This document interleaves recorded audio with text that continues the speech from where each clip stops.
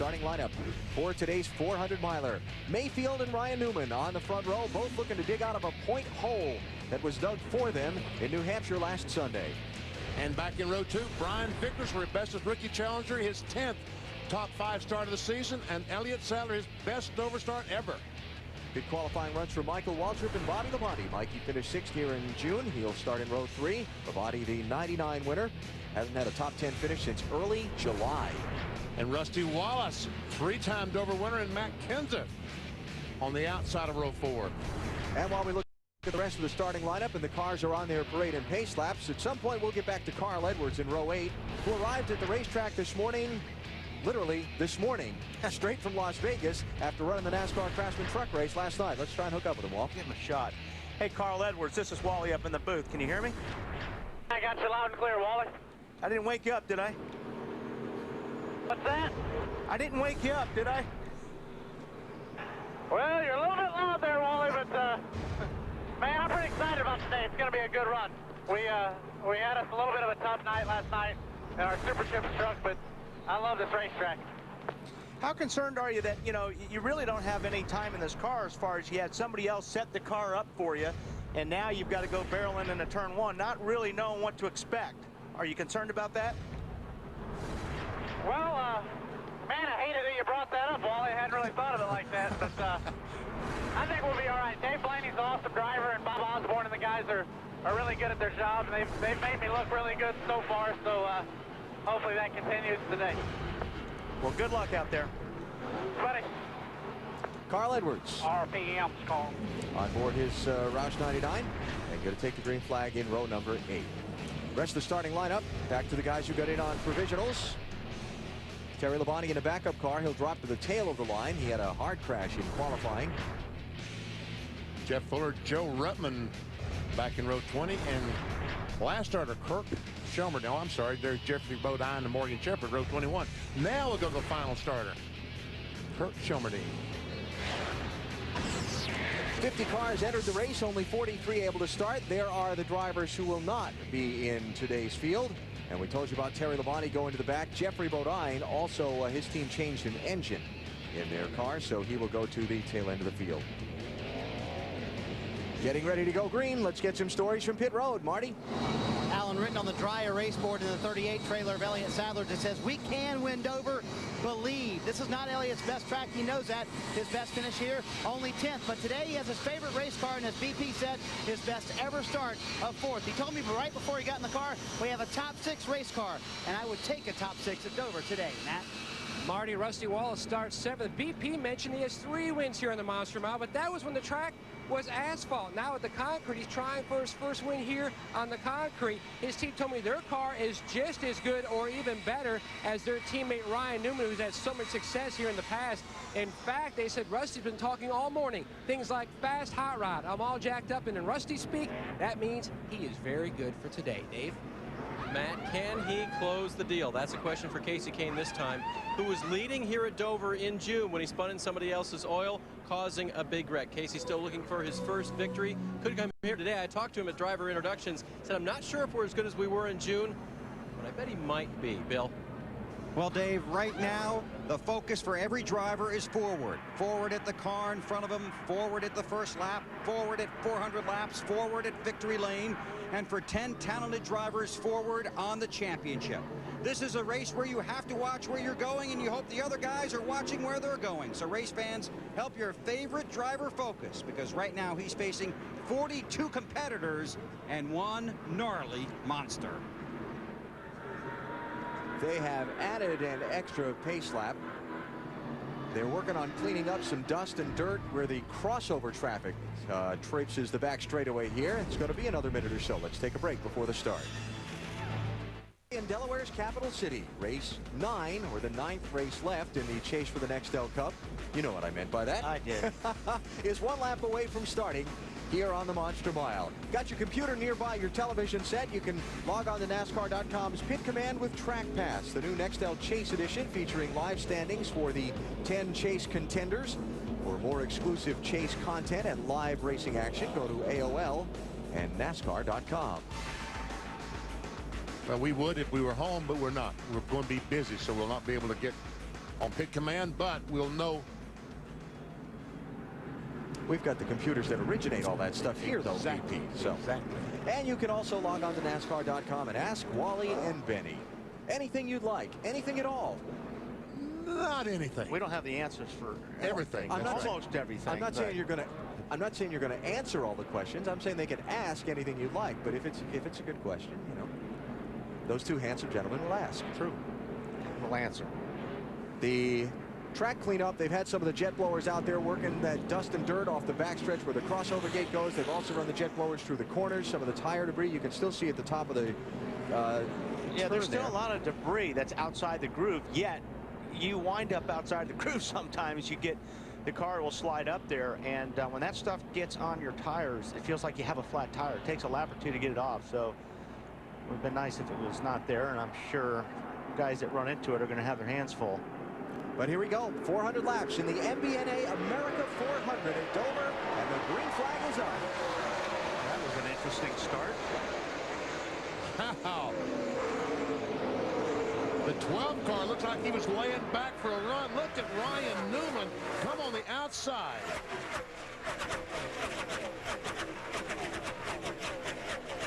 Normally, the bottom groove is the better groove to be in at the start of the race, but Newman's proven that wrong.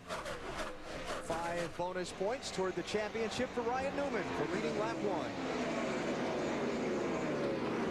Well, they do get single file quick, don't they, here?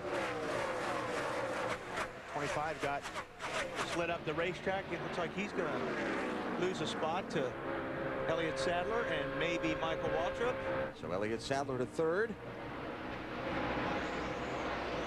And Michael Waltrip not able to finish that pass on Brian Vickers, so Vickers hangs on the 4th in the 25. And that's good for him because a lot of times at this point in the race, the 25 car Brian Vickers slides up.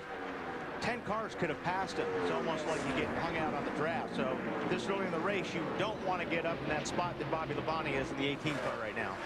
Dusty Wallace through the 7th, passing Bobby Labonte. Now Jamie McMurray in 42, working on Labonte's 18. That'll be for 8th place.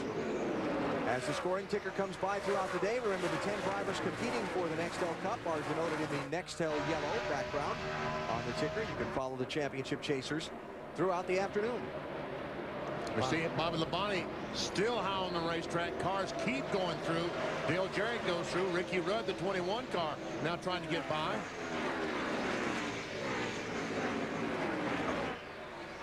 Labonte is struggling to stay down in that low line right now.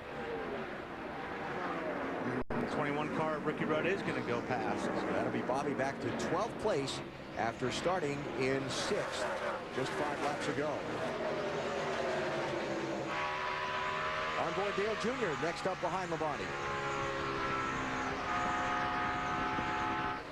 Junior started 16th, so has moved up 3 spots to 13th. And last week's winner, Kurt Busch, stalking him, 97 car. Right there on the bottom. But if anybody gets that top groove work, whoa, Earnhardt a little bit loose off of the turn 4 there, and just enough for Kurt Busch to take advantage. Puts Kurt to 13th, Junior back to 14th. I was going to say, if anybody gets that high groove working, it'll be the 9 car. Kasey Kahne. Yes, Kasey Kahne will start using it like he did yesterday in the Busch race.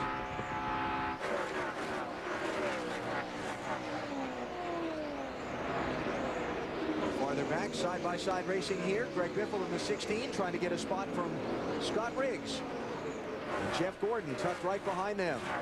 I talked to Doug Randolph, the crew chief on the 10 car, Scott Riggs, this morning, and they changed everything on the car this morning because they just could not find the handle they were looking for yesterday. And probably BP, I bet you 42 out of the teams out there, I mean, a lot of cars are tight.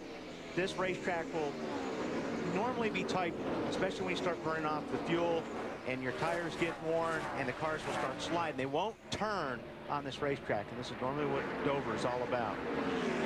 Jeff Gordon is sitting back in 18th place, about to take 17th away. Marty? Slow progress early for Jeff Gordon. Started 21st. Is coming to the front. Yesterday in happy hour, the car was, quote, terrible, according to Robbie Loomis this morning. He said we were all over the place, and now I'm worried about this race. This is one race I came into thinking we would do very well. Now I'm worried about it. I'll know in the first few laps whether or not we'll be good. So far, it looks pretty good for the 24 bucks. He's having some trouble trying to get by Riggs, and now Tony Stewart has closed up behind Jeff Gordon. Looks like Riggs in the 10 car, the car is working in the turns better than it did yesterday. So the changes that Doug and the crew made this morning are working. And Matt Kenseth, folks, is going somewhere. He is going to town in a hurry. He goes by Elliott Sadler and moves into the 3rd position. But Wally, we knew when he qualified in the top 10, he was going to be pretty good race-wise. Yeah, because he normally does not qualify very well, and it takes him a long time to get to the front. But when he qualifies already up the front, watch out. And he runs this racetrack very well. 3 top 10 finishes in the last 4 races here at Dover for the defending series champion Matt Kenseth. Mark Martin tracking him, started 12th. Has just moved around Bobby Labonte to pick up 14th. So he lost a couple of spots in the opening lap shuffle, but now he's trying to pick his way back forward. Matt? Alan, you could just hear the enthusiasm and the confidence in Mark's voice when he was on the wagon and the second car count down to green.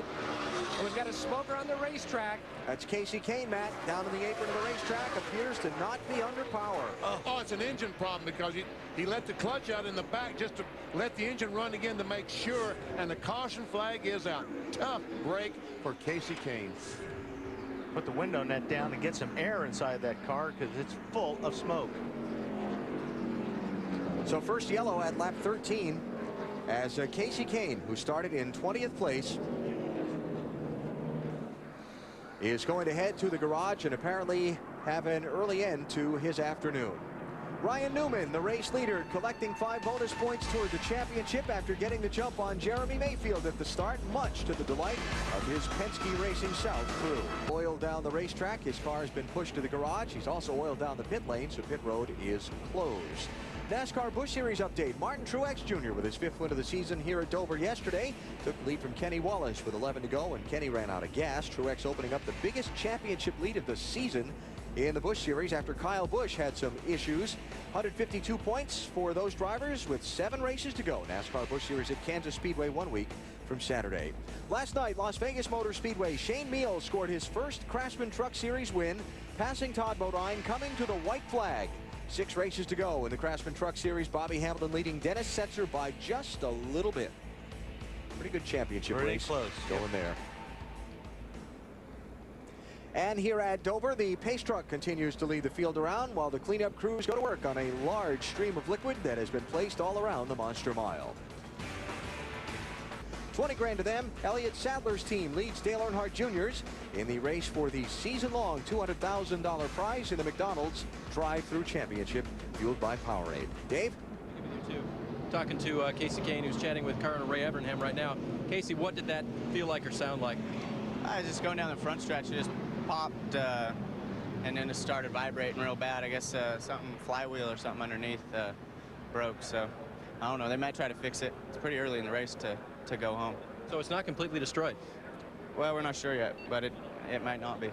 Okay. Hey, Ray, obviously with the team car out there and Jeremy, were you running anything different on the 9 car, and do you have any concerns? No, it's our same stuff. You know, our engine guys have been doing a great job all year long, so it's kind of unlike them to have a problem. But again, when you have a problem, most of the time it's from a part that those guys didn't make. And right now it looks like the car broke a flywheel, and we're trying to find out why. And when it broke the flywheel, it tore up the back of the engine block. We're going to pull the transmission and bell housing off, and possibility we could go back out, but we'll see. Okay, they're working on it, guys. Marty? Dave, pit stops beginning. Jeff Gordon comes in 21st to 16th for the 24 car. Too tight in the middle, good off the corners. Half of a spring rubber out of the left rear, Bill. Dale Earnhardt Jr. said his car was just a little tight. He wanted 4 fresh tires. Said he could have lived with it, but I'm going to judge by how many guys coming in front of me as to whether or not I pit. He's on his way. A lot of traffic on a crowded pit road. What you got here is about half the field pitting and the other half staying out. So this is really going to jumble up the running order. One advantage, these guys that make the pit stop now, they can run another 20 laps on fuel. So if this thing goes about 190 miles green, they can stay on the racetrack. Those other fellas got to come in, and then they catch a caution flag. They're going to put those guys a lap down. So Mark Martin first off the pit lane. We'll check where that puts him in the restart order in a moment. Still under caution here at Dover. We should get back to racing shortly. Monster Mile about to go back racing with Ryan Newman as the leader. The top 14 drivers did not pit under this caution. 15th place, Mark Martin first in line with the fresher tires as the scoring ticker comes across the top of your screen, and we go back to full speed. Matt Kenseth, the second place car, 17, looking for second on the inside of Jeremy Mayfield. He's got it. Here comes Rusty Wallace, a 2-car on the inside of Elliott Sadler, 38.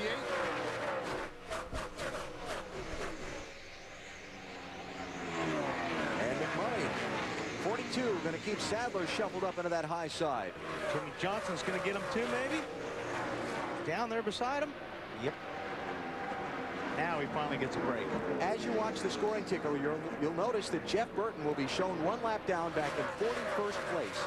Penalized for pitting outside the box on pit road. We talked about how crowded this Dover pit lane is, but there are specifications for which parts of your car you're allowed to have outside the box and which you're not. He ran afoul of that rule. It's a 1-lap penalty. And another problem is, by the time they released him, these guys were getting the green, so he really lost a lot of time because he had to go 35 miles per hour on pit lane while these guys were flying on the racetrack. Tony Stewart and Robbie Gordon with a close call a second ago. Oh, what? That's before the restart. What's that all about? Wow. What? Gee, I wonder why they're doing that. Huh. These guys don't forget. They don't. Last week, Robbie Gordon, on purpose, ran in the 16 car. Greg Biffle spun him, and when Biffle spun around, Tony Stewart had no place to go, ran in the side of him, and eliminated his car from the competition, allowed New Hampshire. And I guess that's his way of telling Robbie that he hasn't forgotten. And we talked to Robbie Gordon today in a pre-race show and asked, have you talked to the principals involved? He said, well, I haven't talked to Tony yet. Obviously, he hadn't talked to Tony yet. The only thing about that makes sense to me is that Robbie was looking for the jump on the restart and trying to get a spot to the outside of Tony, because where they were on the racetrack compared to where the leaders were, you know? Yeah. He must have had a good jump on the restart and tried to squeeze to the outside of Tony or something. But the contact afterwards. That was Haig. That wasn't appreciated. Right. Brian Vickers has trouble. Yeah, he's fallen back to 8th place and maybe losing more. Matt? Remember, this is a backup race car. Now, he is complaining about the same tendency that he's been complaining about all race. The car is just way too free. He's just trying to hang on. They didn't want to pit back on lap 19 and give up that track position. So for now, he's just hanging on to what he has. Oh, that's unusual, a guy to be that free here, because most of the cars, everybody complains about being tight. And we haven't seen that high line where the 25 car Vickers is now trying to get around. We haven't seen that being the fastest way around the racetrack. All the cars now are making their speed on the very bottom down next to the white line. Casey Kane's out. Yep, Casey Kane is out. He get that top groove worked in real quick. So Kenseth closing on Ryan Newman for the race lead as they put a lap on Kirk Shelmerdine.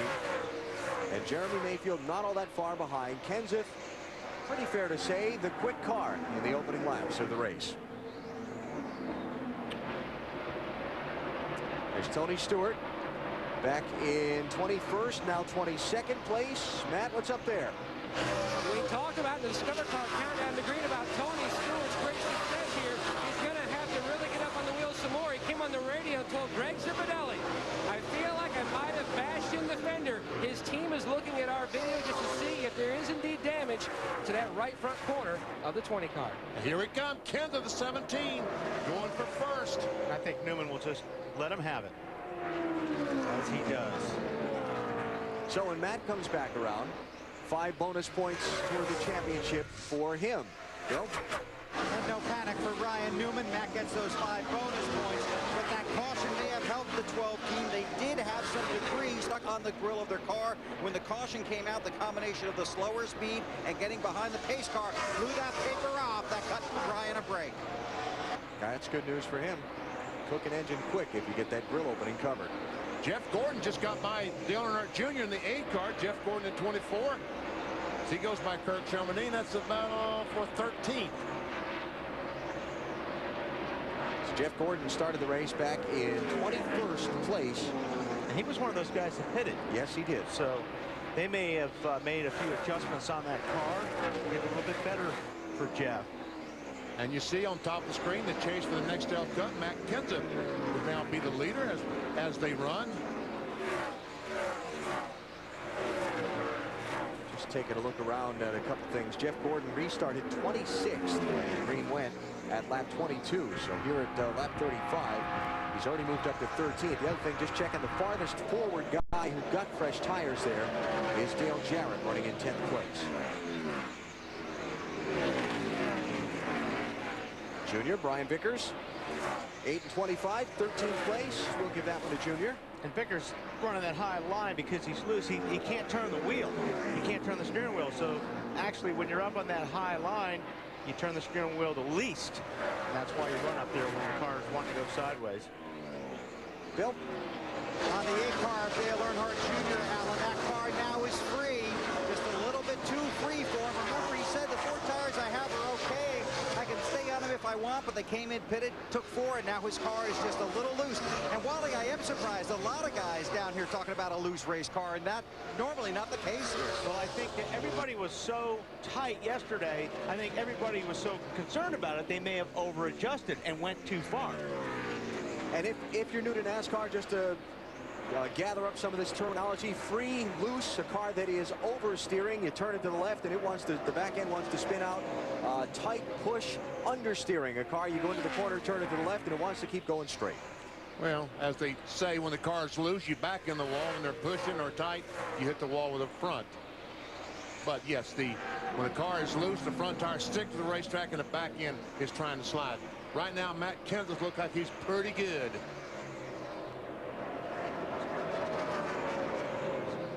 So Matt Kenseth, second leader of this race. Ryan Newman led 32 laps. Kenseth now out in front for 6 and counting. The defending series champion comes into the race 4th in the Cup Series, the second race in the chase for the Nextel Cup. Time to take you on a ride on a Visa through the field. We start with Matt on Matt. Go, Yokel. Matt Kenseth has pulled out to just about a second lead over Ryan Newman. We come on the radio and read that turn 2 crash. Turn 2. Brian Vickers has hit the wall hard. Finally could not hang on to a loose race car. Man. How in the world do you tear the front and back up that badly? Second car of the weekend. This place is, you know how it is. You hit the outside, then you go down the racetrack, and there's another wall right there for you. Yeah, I guess that's what happened. See the softer barriers in the inside. Thank goodness. You see the safer barrier there against the inside wall, though you'll note here at Dover there is no safer barrier on the outside wall yet. They came here to do the engineering and discovered that the outside walls at this racetrack are made of boilerplate steel instead of concrete, and they haven't attached a safer barrier to the steel yet, so they're having to go back and re-engineer how they're going to do that. So it is installed on the track where the concrete walls are, but not where the steel walls are. And the safer barrier that you're talking about is that cushion here between the concrete wall here and the steel there. Your toy, BP. Watch the top of the screen for Brian Vickers in the 25 car. Like we said earlier, he's been using that high line, and the reason you use the high line when your car is loose, like I said, you don't want to turn the steering wheel. When you turn the steering wheel, like BP was saying earlier, front tires are sticking better. So he went up and hit the outside wall, and then, like I said, you go down and there's nowhere to go, you hit the inside wall. That's how you get both ends. There's the front. It's going to slide directly back across the racetrack right in front of AC Mears. Fortunately, that was a 1 car. Not fortunate for 25 and Brian Vickers, but that could have been a lot worse. A lot of other guys could have got in that wreck. Now we'll see who pits and who doesn't here. Most of the field coming in. In fact, everybody coming in, looks like. Marty? Yeah, Jimmy Johnson first stall on pit road. Allen running in 6th right now. He said we're back in business. The car is as it should be right now. Though it's a little bit tight. Pound in the right rear, Matt. The Killer Bee's going to work on Matt Kenseth's Ford already around the left side. He says the car is still a tick tight through the center of the corner. Robbie Reiser going to fix that with air pressure adjustment on the left side, Bill. Ryan Newman has an excellent pit stall. The car was a little loose, then it got a little tight. They think the track's going to change. No adjustments, 4 tires, fuel, Dave. Jeff Jeremy Mayfield's pit stall even better. Nobody in front of him. 4 tires, track bar adjustment. They will not win the race off pit road. And track bar adjustment because the car was very loose. Matt Kenseth going to be first off the pit lane, but he will not be the race leader. Check the scoring line. See Kenseth and Newman and Rusty Wallace too. And there's Jeremy for that first pit stall. McMurray sneaking by on the outside. I got 3 drivers who have not pitted, 2 of them on the lead lap. New leader is going to be Ward Burton when we come back to the Monster Mile. Allen, and the good news is he's okay. Boy, that was a hard lick, Brian. What happened? Yeah, this has not been my weekend. We've had a couple of instances. The car was a little too loose to start with. It was a lot loose actually, and I was just trying to make the high line work.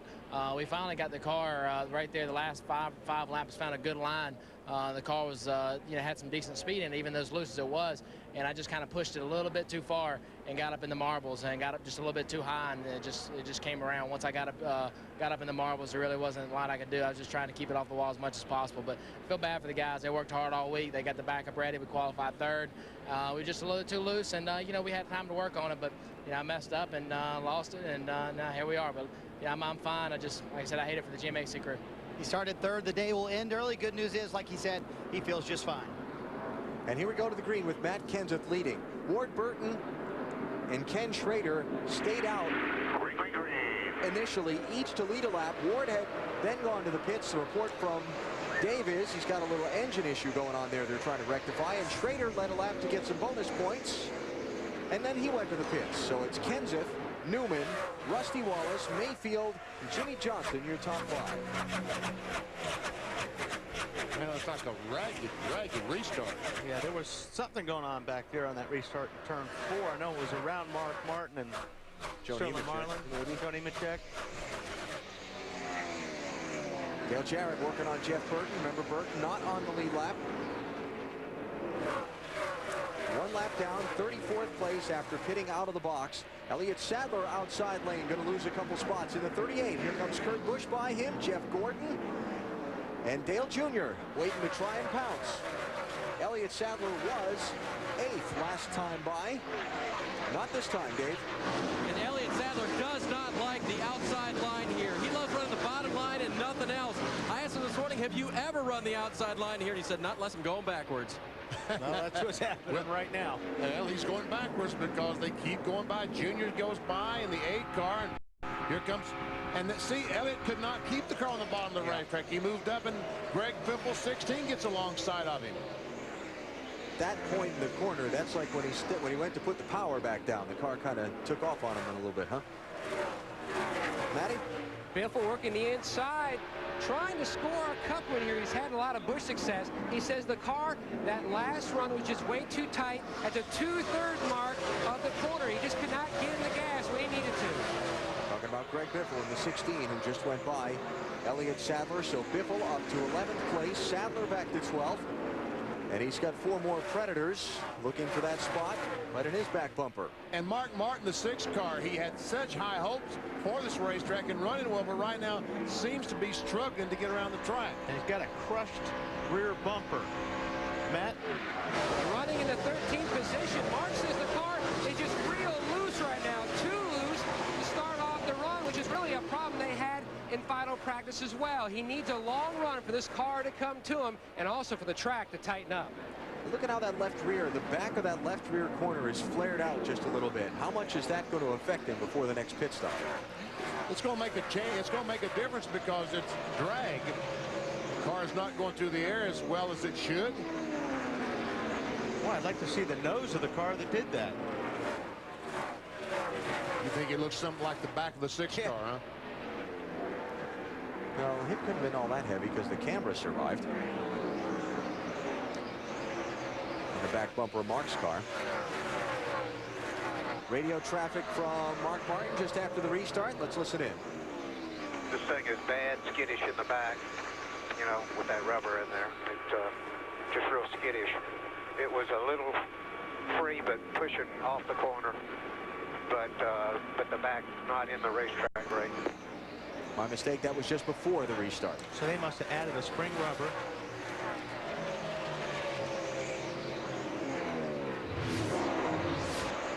I would left see side. on the restart that Wally and I talked about being a little bit ragged. Mark goes up and he has to check up to keep hitting the 16 car, and then the 01 of Nemechek runs in the back of Mark. So we need to see the nose of the 01 car and see if there's any damage to his car. Mark Barton running in 13th place and holding station for the moment. Casey Mears just took a spot away from Sterling Marlin, and he's now the guy chasing Mark Martin. That's Casey in the target car, 41. He's up to 14th. Guy needing a good finish here at Dover, Casey Mears. He has not had any good luck at this racetrack during his time. Marty, how about the front end of the 01 car for Joe Nemechek? Yeah, as you can see, there's some pretty good damage right where that yellow piece of tape is. Joe came on the radio and said, I went. No one else did. They had the same problem last week when he hit Dale Earnhardt Jr. The water shot up to 250, but that's where it stayed all day. You can see the damage on the front end of the 01. Joe has not complained about the water temp yet, but more than likely he will before the end of the day. Probably will. It looks like there's some damage there around the entrance to where the water gets cooled. We'll see. And Junior in the 8 car, Dale Earnhardt Jr. all over the back of the 24 car of Jeff Gordon. And going to take 9th place. Well, going to try and take 9th place away from him. Not this time, Bill. But he'll probably keep trying, don't you think? Yeah, 4 tires and fuel and an air pressure adjustment on that last stop. The car was good. Junior was happy. That's a dangerous combination for everybody else. There he goes again. And I think Gordon will just eventually let him go, like right there. Doesn't look like the 24 car can stay on the bottom either, Benny. It's trying to keep it on the bottom, but Marty, what is he saying? See, right there, the 24 shoots up the racetrack right in the middle of the corner. Marty? Yeah, Wally, he's been having a problem being too loose off the corner. Same thing with his teammate Jimmy Johnson. They start to run loose, and Jeff said, I'm terrific in traffic, but when I'm by myself, the car just does not run as well. And you see he's got a little bit of clean air between him and the car in front of him, so when he gets up close to that car, the car runs well, but when he's all by himself, the car just way too loose for Jeff. So Gordon falls back to 11th place as Greg Biffle gets by him, in addition to Dale Earnhardt Jr. Up front, it's all Matt Kenseth right now, ahead of Ryan Newman by 0.6 of a second after 70 of 400 laps in the MBNA America 400 at Dover. Call by Dodge. You can take life as it comes, or you can grab life by the horns. Dodge. And by new M3 power from Gillette. The new power behind the Gillette Young Guns. Packed house Dover International Speedway. These fans always get their money's worth. They're getting 400 laps of it today. We tried this once before, but we want to be everywhere we want to be. So let's try another Visa through the field. And once again, it's that double play combination of Matt and Matt that leads it off. And Matt Kenseth has a full rearview mirror of the 12 car. Ryan Newman says the car was a little free off before the pit stop, but didn't want to work on that, Bill. They just wanted to work on the tight to the center as he walks on the inside of the 31. Ryan Newman in that 12 car looking at the bumper of the 17. They talked about the car was just a little loose before they pitted. They didn't make any changes because they think the track will tighten up. Rusty Wallace also took 4 tires, no changes on his number 2 car. His pit stop, 12.89 seconds. That helped the 2 pick up a couple of spots. Bill, Jerry Mayfield restarted 4th. 11 laps into this run, he radioed that it felt like it was rolling over the right rear, but when the air temperatures came up, the car is as fast as the leaders. Marty? On the last stop for Jimmy Johnson, he said, let's take a small swing at this car being tight. So all they did was add a pound to the right rear tire, Dave. But now the car is still tight for Jimmy Johnson. They have not loosened it up. He has 2 wins, and his 5-driver start's looking good so far today, Dave. Dale Jarrett in 6th place has made up no ground, but they made up ground after their first pit stop where they made a big adjustment to fix a tight condition. No changes on the last stop. DJ's rolling. The 97 car of Kurt Busch restarted 9th. He's moved his way up to 7th. The car was a little tight in the center, loose late. They made an air pressure adjustment that fixed that, Bill. Dave, Jamie McMurray in the 42 running okay. He was tied off and loose in. They made an air pressure and chassis adjustment, but there might be a driver adjustment needed. Jamie says he is fatigued. He feels tired. His eyes are watering, so we'll keep listening for that. Right behind him, the 8 car of Dale Earnhardt Jr. Good news for Junior fans. His words to the crew, the car is awesome. Just got passed by the 41, though. Junior also has that 41, Matt. He is having an awesome day, Bill. 3 laps ago, worked his way into the top 10 and slowly worked his way past driver 8. The car was much tighter in the first run than it was yesterday. They pulled a spring rubber out of the left rear back on lap 19, and the car has really come to life, Alan. There are your top 10 of 31 cars that are on the lead lap as we approach the 1/4 mark of today's race. Matt Kenseth still being stalked by Ryan Newman for the race lead. Let's continue to go through the field. 11th place Greg Biffle, and Matt has that story. Biffle won here in June in a Busch Series race. Best finish here at Cup 7. He just got knocked out of the top 10. The car still too tight on late exit, Marty. Matt, about 10 laps ago, Jeff Gordon came on the radio, said, guys, we are the complete opposite of what it's been all day long. He restarted 10th, has now backpedaled to 12th, came on the radio, said, quote, I don't know what to tell you guys, Dave. Elliott Sadler has lost 5 positions since the restart. They tried to fix a loose end through the middle condition, but they made the off the corner bad. He rated lap 75, sliding the nose real bad, Matt. Mark Martin started the afternoon 7th in the championship point standings. He runs 14th on the racetrack. The car, the balance is just not what he needs, Marty. A little loose and a little tight. A great day for Sterling Marlin. Matt started 34th today. Currently, he has moved up to the 15th position. Very happy with the car. Just a little bit tight. Dave? Ricky Rudd is having a day where he really hasn't gone anywhere yet. Made a slight adjustment on the last stop. Has lost 1 position. He started 14th today, so he's just kind of hanging around there near the top 15. Marty? On his first stop of the day, Kevin Harvick took 2 tires. He said that didn't work. They came down this time on lap 49, took on 4 tires. Car much better now. It's a little bit tight. Matt? Tony Stewart's worked his way from 24th where he restarted. Now he's up to 18th. Crew Chief Greg Zipadelli did not want to over-adjust on that race car due to the cosmetic damage to the fender. They didn't want to know really how much it was tight, so they just did a slight track bar adjustment. Meanwhile, the guy who's been flying coast to coast, Carl Edwards in the 99 car, having a very impressive top 20 run. The car's a tick-tight day through the middle of the corner.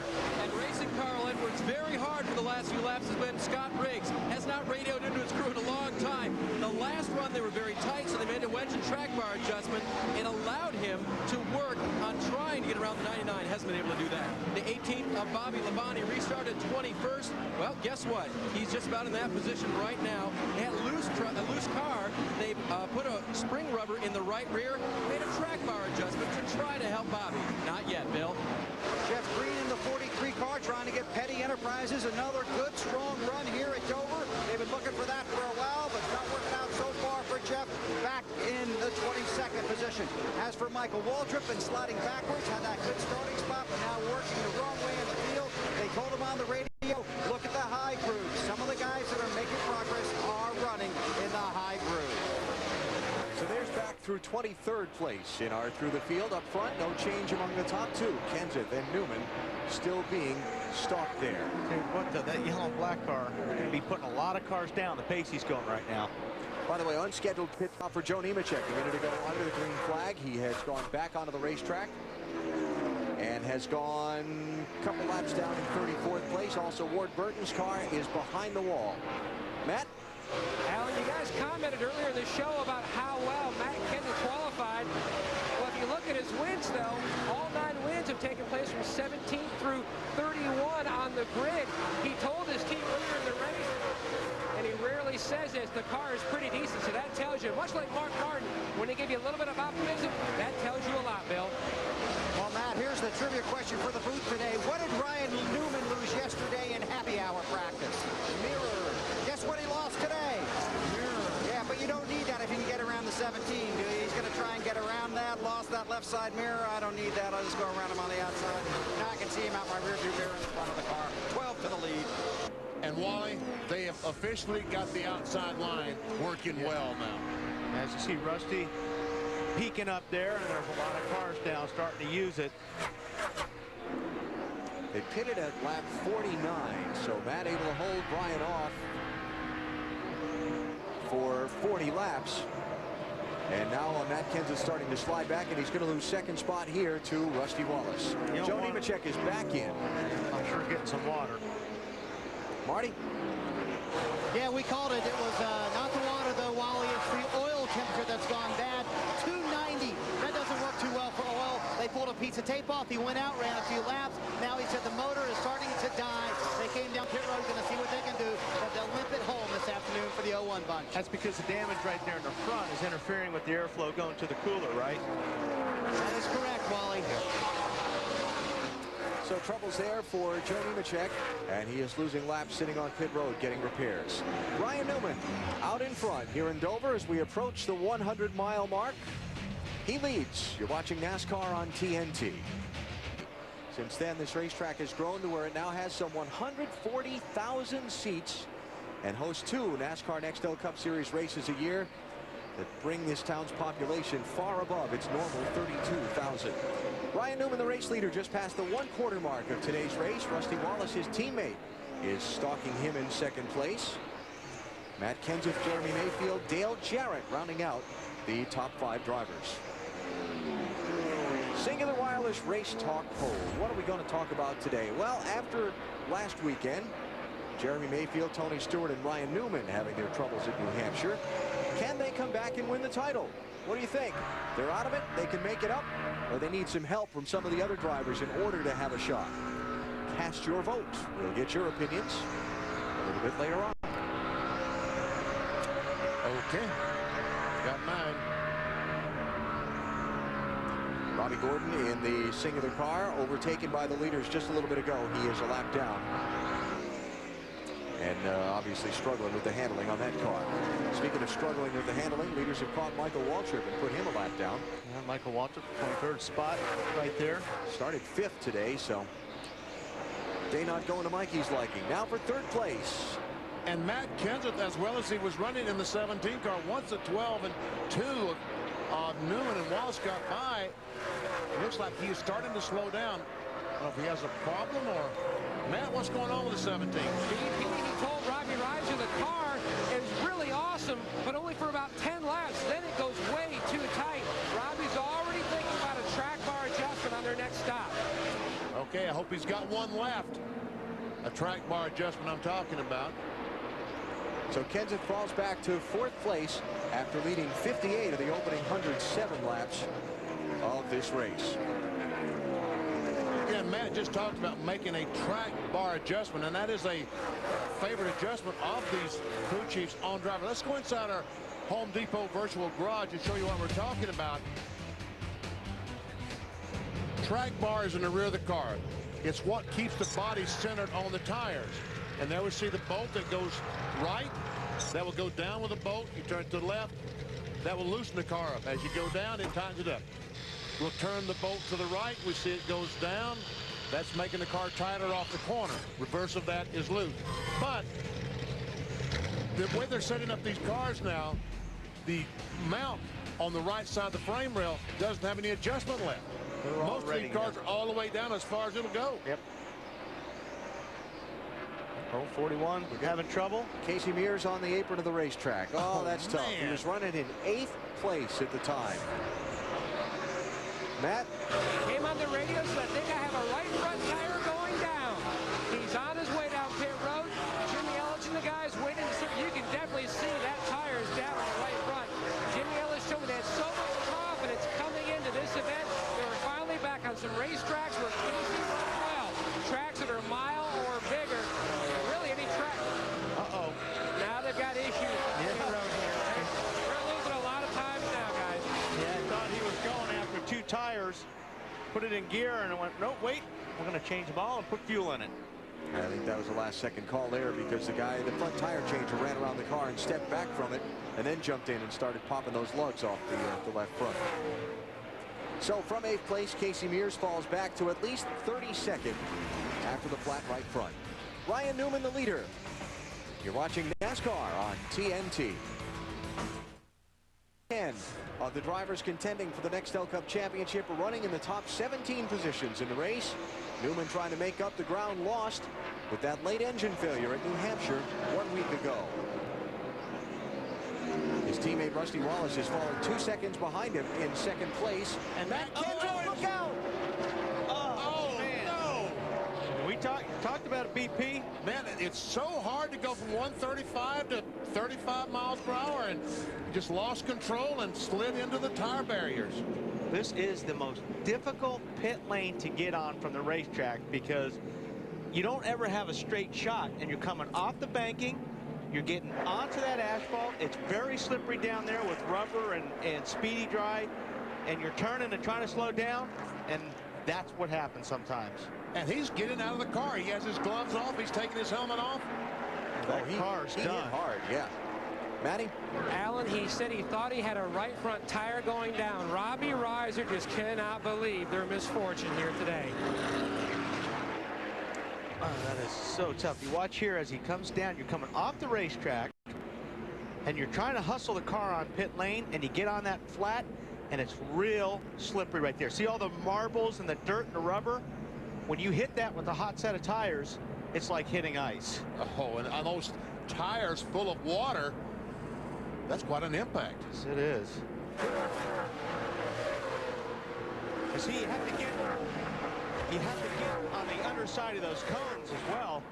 And you talk about stopping.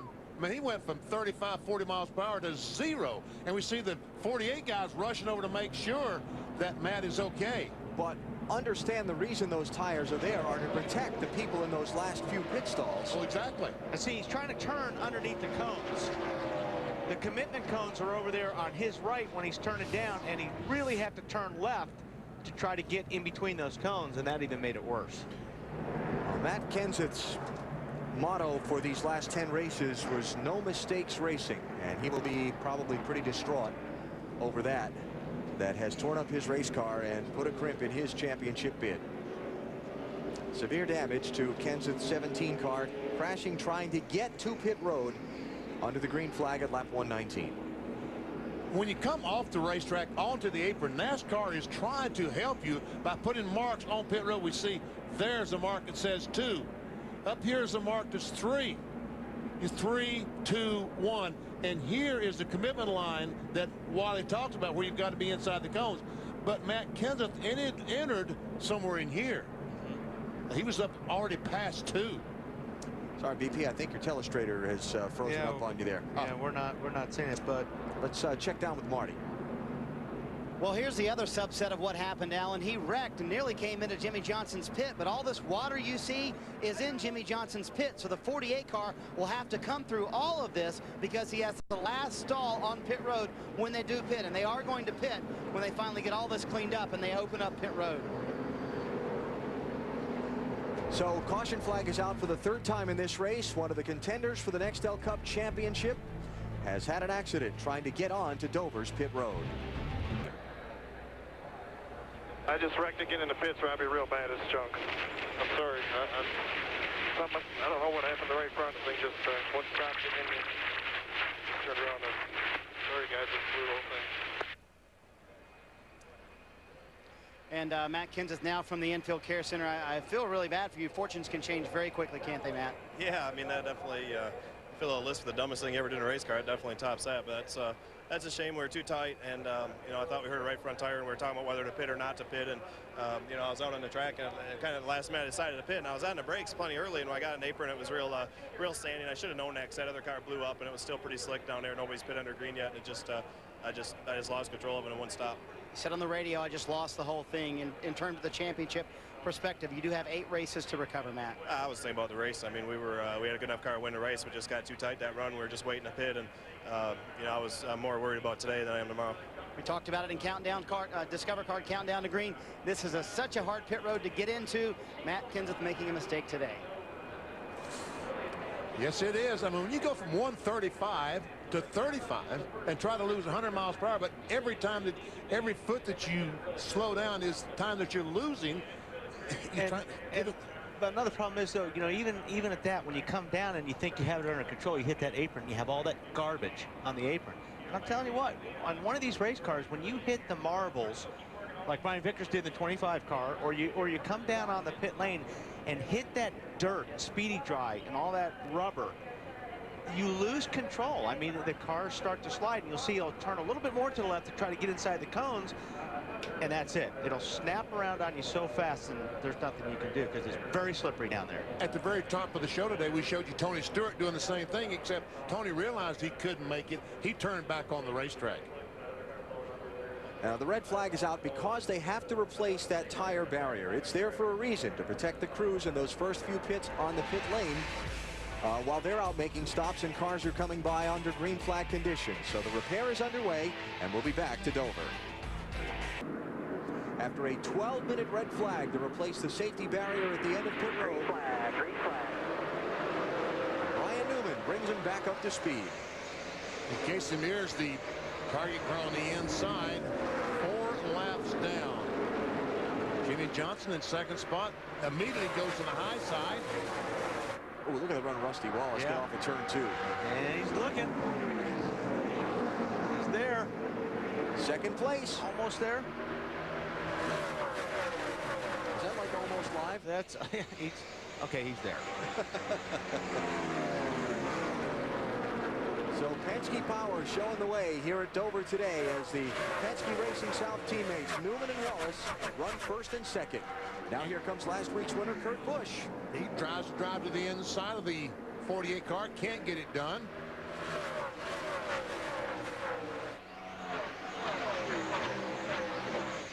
Matt Kenseth's car in the garage. The crew having a look at what repairs need to be made and trying to get it done now that the red flag is withdrawn, so they can try and get him back on track as quickly as possible.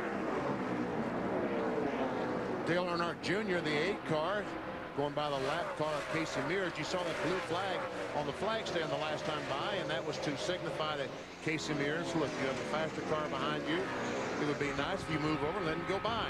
Especially since you're 4 laps down. But and that's exactly what it means. It would be nice if you would. It's not you have to. It's kind of a courtesy flag. In NASCAR lingo, it's called the move over flag.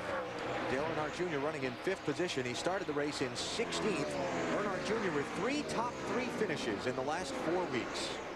Second place, accordioning together. Jimmy Johnson may just had some marbles or something on his tires there for a lap or 2, because he looks like he's right back in the groove. And ready to get back in the gas and drive up on the back of the 2 and had to back off to keep running in the back of Rusty Wallace. For second place. Let's see. It looks like Jimmy's car's better in turns 3 and 4. So we'll see if he can do it down here. Marty. Yeah, Wally, they have always had this car, especially for Jimmy, has always started loose, and it gets tighter the longer they run. So it takes a little while for the 48 car to come in, if you will, but it does get better the longer he runs, better, especially at the end of a run. Bill? Morning, Rusty Wallace driving with a little extra motivation today. Not that Rusty ever needs that. Currently in a battle with that 48 for the second position, but last night his son Steven at Bristol in Tennessee raced his way into the feature and won a 150-lap feature at Bristol 1 month after he was hurt in a crash over there. So Steven Wallace with the victory lane last night with his mom and his sister and his grandparents there. Rusty trying to follow in his son's footsteps today. Rusty looking for his second win of 2004 and what would be his 4th win here at Dover if he can go to victory lane today. Rusty like diamonding the corners down there. Everybody else is kind of staying low. You see Rusty's car drift up to the center, and then when it stops drifting, he pulls it back down, but it looks like it's working for him. And the reason that is, Wally, is because he said in the corners he drifts up in the middle. That's where he gets the grip. Then he gets back in the gas and goes. So we found that working the early laps here. Yeah, definitely working for him right now, because Jimmy Johnson looked like was going to get by him pretty easy, but Rusty's putting a little bit of ground in between him and the 48 car Jimmy Johnson right now. Asked you earlier about our Singular Wireless Race Talk poll if the guys who had troubles in New Hampshire last week had enough time to get back in it. Mayfield, Stewart, and Newman. Most of you think they need, well, it's about split, isn't it? It's split between they can make it up and need help. And see, need help. I think that's the right answer, because Matt Kenseth just helped all those 3 guys get right back in. Yep. The question is, with 10 guys in the championship, will all 10 have you need a lot of help. A race where they have problems, right? How about the update on the Kenseth car, Matt? Excuse me, that's Dave, isn't it? Yeah, just because we were over in this area, Alan, we picked up the story here. It's not going to be pretty when it goes back on the track, but it will go back on the track. They're getting the radiator replaced right now. That's the last major thing that they need to do here. Matt is standing by his car, and they will have this car back on the racetrack soon. Every point counts, and if they can get the car back out on track and make some laps and some other people fall out of the race, they could gain a dozen, maybe as many as 20 points in the remainder of this event. Don't forget that the 17-car crash we showed you in the opening of the broadcast, that didn't happen until there were just over 50 laps to go in the race in June. Got to keep fighting. Oh, the 48 car had a moment coming off turn 2. He got a little bit loose, and look at this Casey Mears, this car 4 laps down. He is really fast. He had a moment, Johnson didn't, almost got run over. Yeah, by Kurt Busch. Kurt Busch had a moment there, too. Whoa, whoa, whoa, whoa, whoa, whoa. And I think Casey Mears could have passed Busch, but he realizes these guys are racing. He's not on their lap, so he's just giving them enough room to do that. And they're racing for a championship. Right.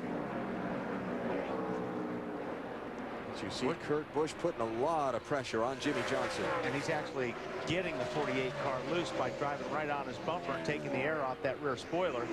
I think Jimmy Johnson eventually is just going to say, go, yeah, get off my bumper. He does not like that feeling. No driver likes that feeling, having someone right behind you in your car. Every time you turn the steering wheel to the left, trying to spin out that field, it's going to spin out. So finally you say, look, go ahead, don't be on my rear bumper like that. So Kurt Busch to third in the 97. Jimmy Johnson sliding around in fourth. Then the lap car of Casey Mears before you get back to fifth place, Dale Earnhardt Jr. I think Jimmy Johnson would like to let the 41 go, but then he's got to worry about Dale Earnhardt Jr. and Dale Jarrett coming to get by him as well. Hey, just a thought here while we're watching Casey Mears racing around these guys that are racing for the championship. What happened last weekend in New Hampshire when a couple of guys messing around that were not in the championship impacted the title bids of guys who are? I'll throw a theory out there. Something like that happening in the first ever race in the chase for the championship maybe help raise the awareness of everybody as to what their actions on the track mean in the bigger picture, and might have helped going down the road. I think it got everybody's attention, and you know, Robbie's taken a lot of flack for it, which he should, but I think he realized what a mistake he made, and you know, you may have taken two guys out of the championship. You don't know how this thing is going to work out, but and I think that I think that's true. And I think all the rest of the drivers look at that and say, look, I don't want to be part of that. I don't want to take Jimmy Johnson and the 12 car Ryan Newman. Of course, he had a problem anyway, but Dale Earnhardt Jr. and Jimmy Johnson, I don't want to be the car that ruins their chances of being the Nextel Cup champion. Jeff Gordon talked about that topic with us earlier, in fact, yesterday morning. Put it in a little different context. He used the word friends to talk about those relationships on the racetrack. I know one thing, you don't have many friends out there to begin with, but you don't want to have any less. So, you know, having friends out there certainly can benefit you, especially one of those guys running for the championship.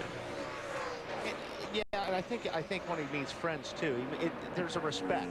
You got to show respect to each other when you're out there racing. Even if you're racing hard against a guy, you've got to use your head and use that respect that you're not going to do something that's going to take them out or take somebody else out. So, I mean, if in fact the 24 car is faster than you, you have to respect that position and don't run him in the wall just to keep him behind you. I guess the summary of my whole point is this: there was so much discussion leading into the chase for the championship about how the drivers outside the title group would mix with the guys in, and we got a pretty big wake-up dose of that in that very first race, and I think that's just created a lot of awareness and got everybody thinking about it this week, and that's just going to help going forward from here. Jimmy Johnson, fourth place, now being chased by Dale Earnhardt Jr. But, Alan, let me say one more thing on this subject, and I'll shut up. It's not going to help if they are too clean with it. If we don't have serious racing and competition. If we're just riding around the racetrack, that's no good either. I'll buy that.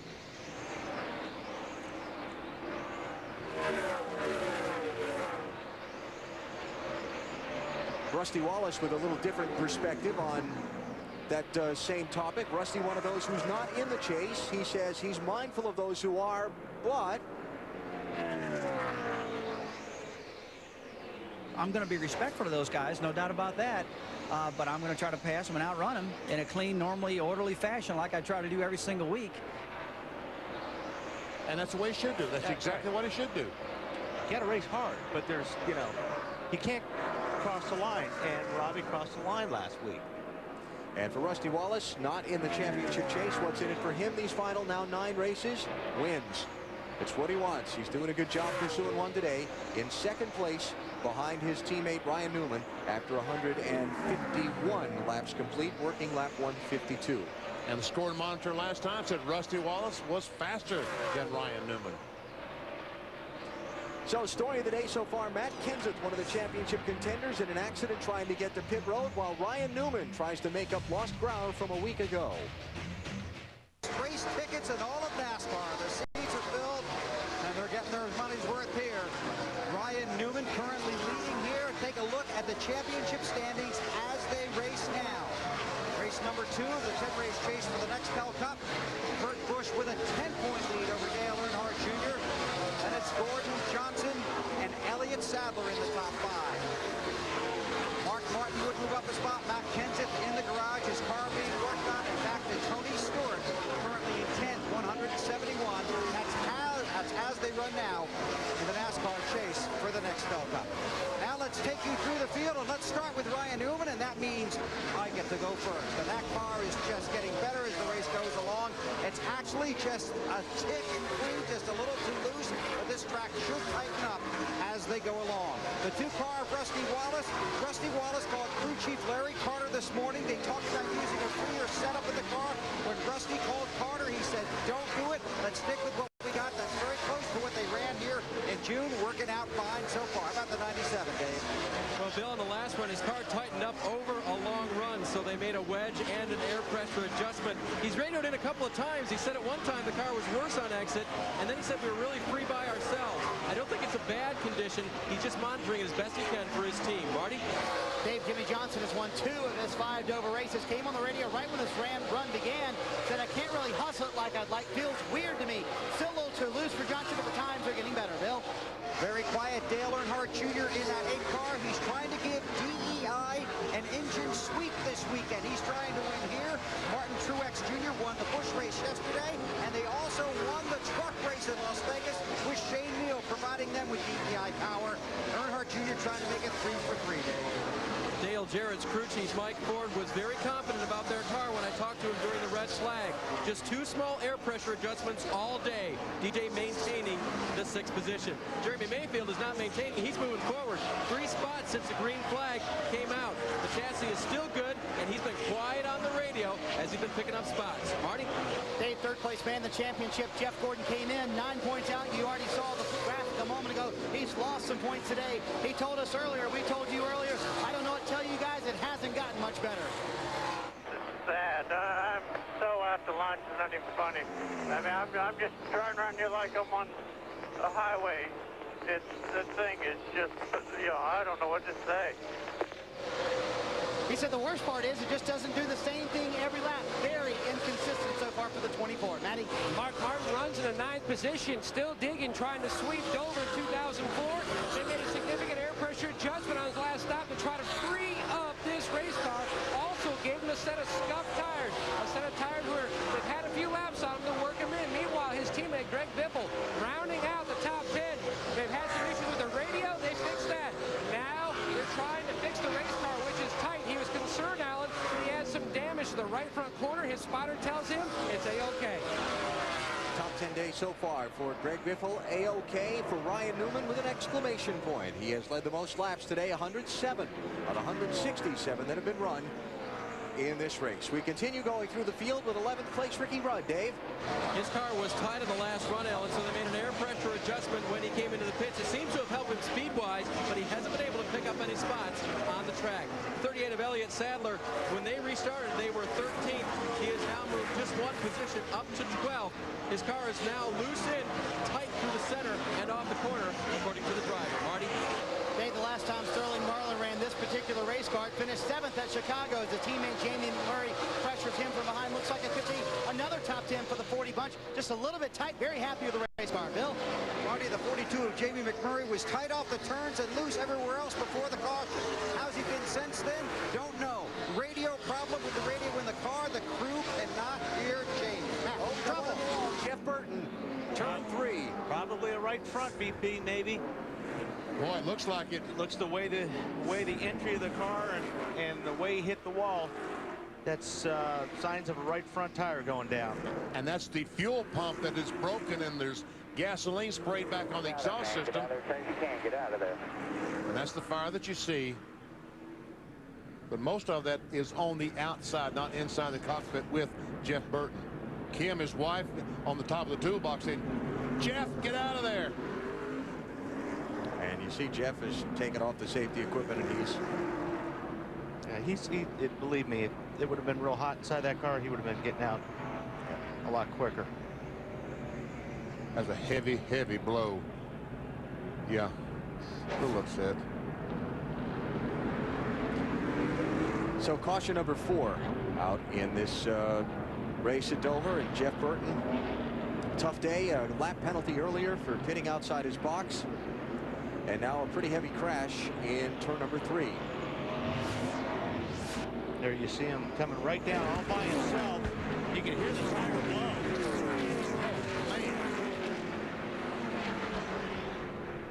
You can hear the tire explode. Oh. And the car just straight into the wall with that right front. Oh, man. Boy, that was ugly. Understand Jeff being mad, but glad he's out of the car and okay. But the day is done for Jeff Burton after a heavy crash. Pit road open for the leaders. They'll come to the pit road at lap 171. Ryan Newman, Rusty Wallace, Kurt Busch, Jimmy Johnson, Dale Earnhardt Jr. The top 5 coming in. Marty? Jimmy Johnson running 4, so the car was just too loose at the beginning of the run. I want a windshield tear off. They're going to put a rounded wedge in to try and fix the loose condition. A pound in the right rear tire, trying to fix the tight condition at the end of the run. Weber? The 2 of Rusty Wallace and the 12 of Ryan Newman heading down pit road. For the 2, just a tick tight in the center, but they decided to make no changes. For the 12 of Ryan Newman, the race leader, you can see the chassis adjustment being made. That's because, as we told you through the field, they were just a little bit loose. They're not going to wait for the track to come to them, Dave. Kurt Busch, bottom of your screen in the 97. Wedge adjustment, 4 tires, air pressure adjustment, trying to correct the handling on that car for Kurt. Race off pit road, guys. Matt. A great job by Mark Martin's pit crew, beating both Jeff Gordon and teammate Greg Biffle off pit road. Now, Mark Martin actually called off an air pressure adjustment to the right front after he saw that Jeff Burton had hit the wall. He quotes, and I quote, maybe we should just try to finish this race instead of trying to win it. They're going to try to save a set of scuff tires for their final run.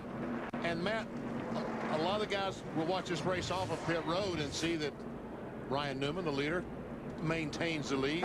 Rusty was pushing a draft in there. Well, that was kind of a bump draft on pit road. You were saying, BP. A lot of the teams this morning are very concerned about the tires, each set of tires being inconsistent. You know, those guys celebrating with a great pit stop, but sometimes they're loose, sometimes they're tight. They talked about maybe they ought to scuff all their tires to try to sort the tires out and see which set of tires goes to one direction or the other. And I think what Mark was talking about, the tire adjustment is putting some more air pressure in that tire, because normally when you start them out low, that's when you start running into trouble. Now, just out of the garage, Matt Kenseth. Remember that he's got one chance to make sure his car's up to the minimum speed, so he doesn't end up having to park like Tony Stewart did at New Hampshire last week. Kenseth 53. We had gotten, the car wasn't as good as that run as it was a run before, and we had made an adjustment, and I thought it was just the adjustment, and we gotten not terribly slow, but we were a little slower than we needed to be, and that was the only indication there was a problem. But if you slowed down every time you got slower than you wanted to be, you'd have to spend half the time in the pit. So we didn't have too much camber. We must have run over something and had a slow leak or something, because Goodyear builds awesome tires, and I hate it. We got behind early. We pitted out of the box, and that was cool. We got penalized, but NASCAR penalized us and put us a lap down when the field was coming around, and we were essentially 2 laps down. That wasn't right. We deserved a penalty, but we didn't deserve to be penalized when they penalized us. That was a huge costly, that was a huge problem for us, because the way they penalized us was wrong. They should have penalized us, but they shouldn't have penalized us when they did, and that put us where we never could get our lap back. We had a 7th, 8th place car, but it would have been impossible to get our lap back because of the way they imposed the penalty. And another big penalty right now, Alan. I believe Jimmy Johnson has a penalty as well. Johnson has come down pit road. He was caught speeding, exiting the pits on the set of pit stops before. And we talked about what an advantage that was, being the first pit off turn 4. But one of the disadvantages is you've got to drive all the way down pit road, seeing cars start to pull out in front of you. It's hard to keep that right foot steady when you see guys pulling out of the pits because you want to beat them. So Jimmy Johnson will give up 4th place and go all the way back to 19th for the restart. Now watch the camera again on the race off pit road. Watch Rusty Wallace pushing Ryan Newman here. You know, they could be, I'm trying to look in the back of the 12 car, but it just depends on how they have the bumpers or the bars in the back of the 12 car. If they're pointed. Reason being, Pete, the folks haven't seen this yet. Wally, we saw this during commercial. Right. Damage on the nose of Rusty Wallace's car. We were wondering if he did it there. And if they're pointed and there's some bars back there that maybe he leaned on, put that hole in it. Now, what kind of effect is that hole where the left front headlight goes going to be? That's going to have some effect. It's going to probably make the car push. Bill? They got that. I'm in their pit now. They say they got that from the 97 car on the way out of pit road. Okay. They just run into him? I believe they came together. Whom ran into whom, or whatever the correct grammar is. Somebody hit the other guy. Gotcha. So they were racing for 2nd place coming off pit road. And back to what you said at the top of the broadcast, BP. 2nd time today we've seen contact on pit road put a wrinkle in somebody's chances. Don't see any damage on that 97 car, but anyway, that's probably going to make Rusty's car push a little bit, I would think. It's certainly not going to help the situation, I'll tell you that. And it's also cracked. Not only do we have a hole there underneath the headlight, it's cracked all the way across there. That air is going to be getting inside of there, maybe creating some lift, as well as that hole. You've taken away, you know, piece of the nose that's going to create downforce. So it's you're going to have less downforce on the front of that car. Here we go to the green flag. Newman, Wallace, Busch, Jarrett, Martin. Your top 5. And again, Jimmy Johnson back in 19th place for this restart. Rusty's going to try it out right away. See? Yeah, he wants that lead. Whoa, 3 wide behind him. That's going to be interesting. Mark Martin went around the outside of both Michael Waltrip and Casey Mears.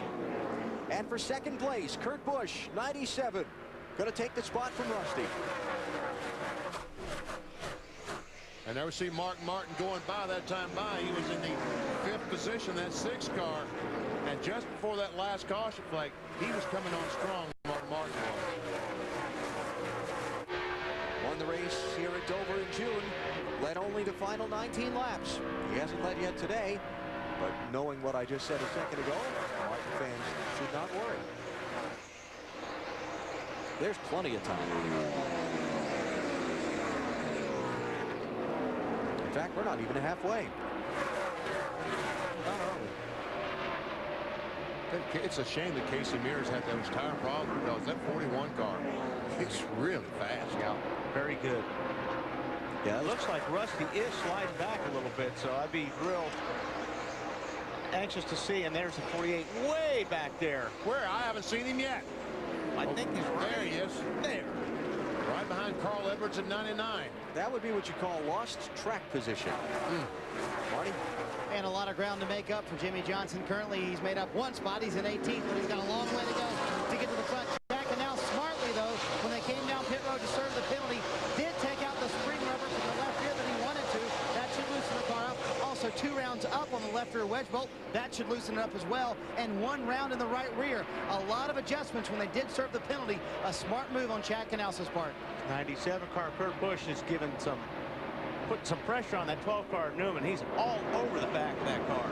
And let me just clarify one thing. The penalty for Jimmy Johnson would have just been to go to the tail end of the longest line. He did not have to come down pit road to do that. They chose to take advantage of the fact that they were going to give up all the track position anyway to make those adjustments Marty just talked about.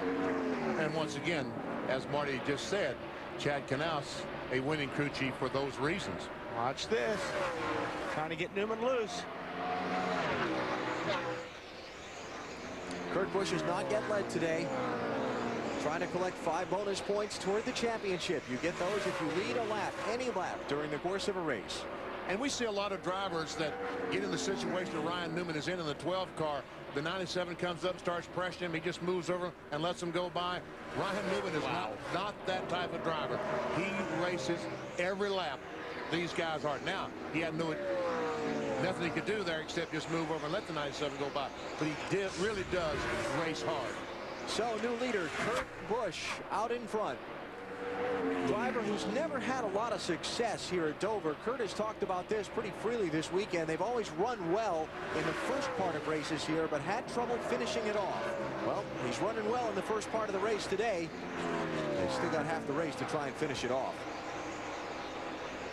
Jimmy Finning, the crew chief on the 97, kept insisting at Richmond. He kept telling us we're going to run wide open in Richmond. We're going to run wide open the next 10 races, and looks like he's true to his word.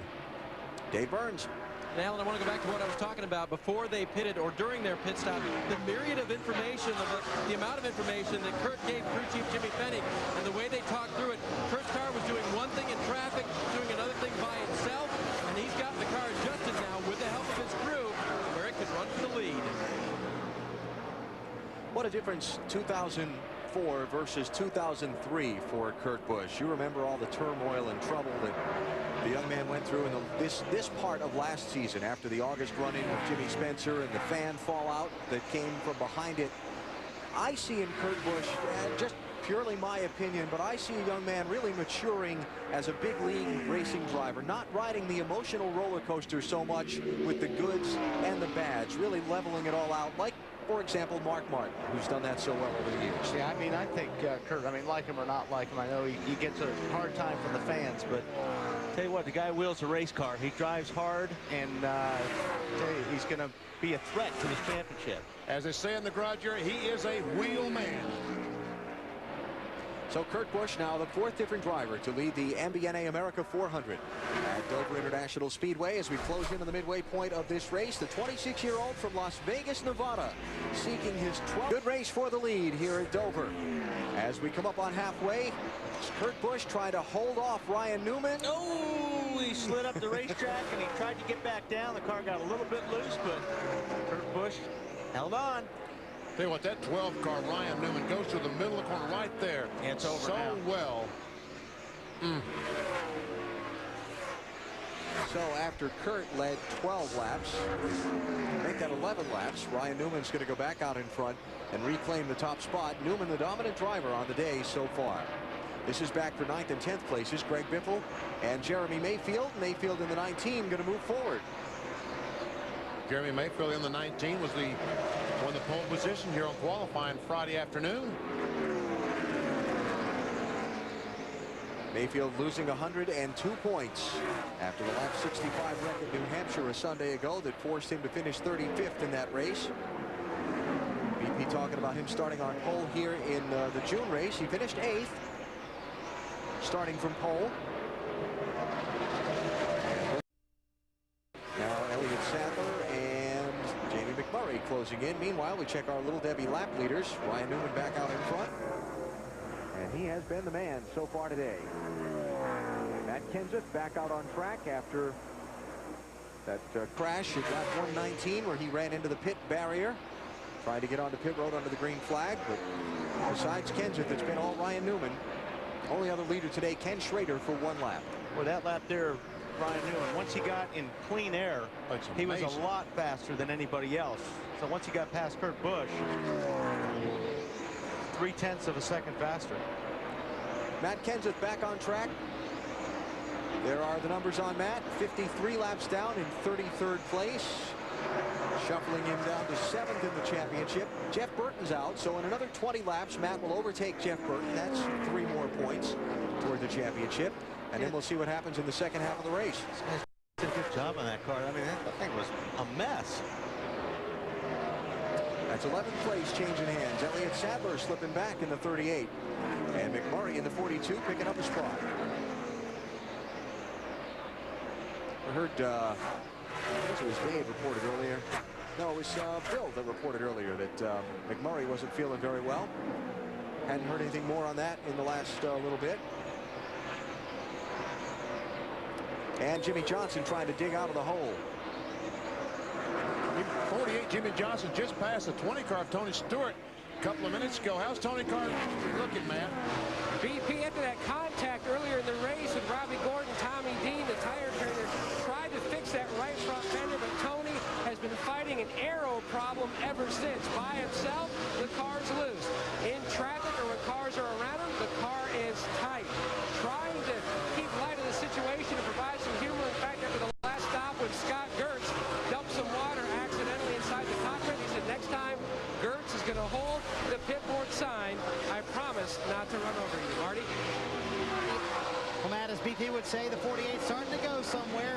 We started 19th that we talked about up to the 13th position right now. The car is starting to come in for Jimmy, actually in 14th. He said it's a little getting better for him right now. They came on the radio, said if anyone can get the job done from the back to the front, you're the man for the job.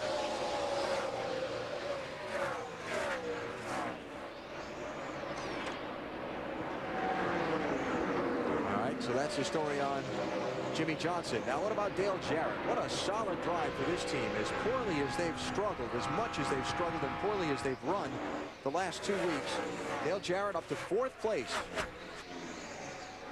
Starting to feel a little bit of heat from Dale Earnhardt Jr. in the 8 car. I talked to Eddie DeHunt, the general manager of Robert Yates Racing this morning. He felt like both the 88 and 38 would run well today, and they have. I don't think they're the match of the 12 or 2 or some of those guys, but they got lots of time to still adjust on it, though. Yes, they do. They've got 200 laps still to go.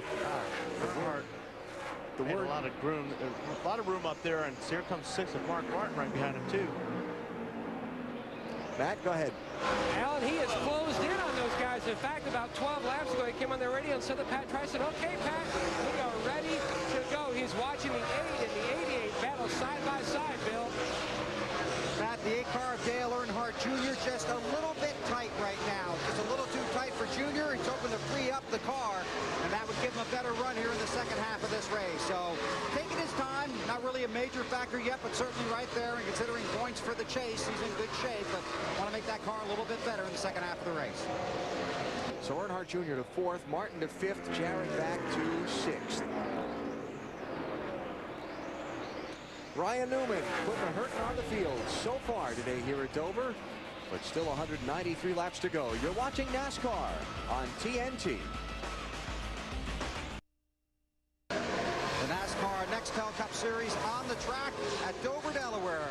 Presented by the Principal Financial Group. 214 laps on the board. Just past the halfway mark here at the Monster. And that 12 car of Ryan Newman has been a monster ever since they dropped the green flag. Started outside the front row. He's running up front. Let's take you through the field. The only changes they've really made on that car since they got here, they made a sway bar, a slight sway bar adjustment, and a left front spring adjustment. Some minor chassis adjustments through the race. But Ryan Newman having a good run at Dover, former winner here, Dave. Kurt Busch trying to run him back down and retake that lead.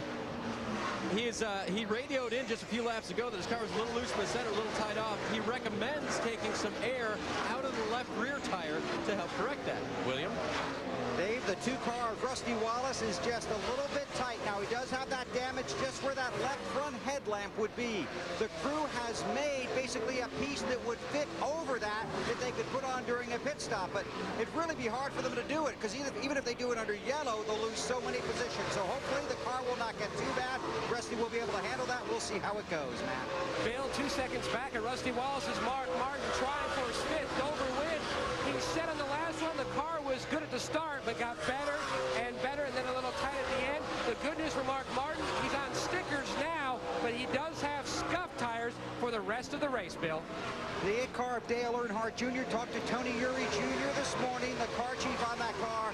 He said he will be good on longer runs. Those are 50 to 70 lap runs. We'll see how Jr. does at the end of this one. So far, so good, though, Dave.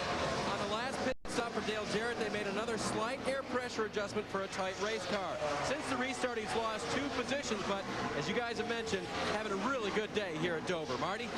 Not such a good day for Jeff Gordon. It has been a struggle. He said, just cannot get aggressive with the car at all. Starting to get super tight in the middle. That was a quote on lap 198. They have not found a balance on the 20 car today, Dave.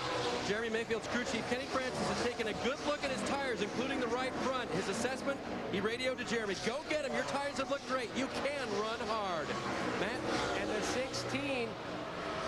see on the inside, moves by the 19 of Jeremy Mayfield. They've been working, trying to get that tightness out of that race car most of the race. A wedge and air pressure adjustment on the last stop, but coaching Doug Richard was afraid to make a change in the air pressure in the right front due to the possibility of some teams having issues today, Bill.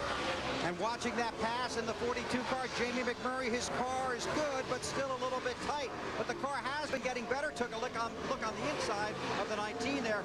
The better the car gets, the better Jamie feels, and the better Jamie feels, the better the radio works. So it's all tied to how good the car runs, right, guys? Yeah.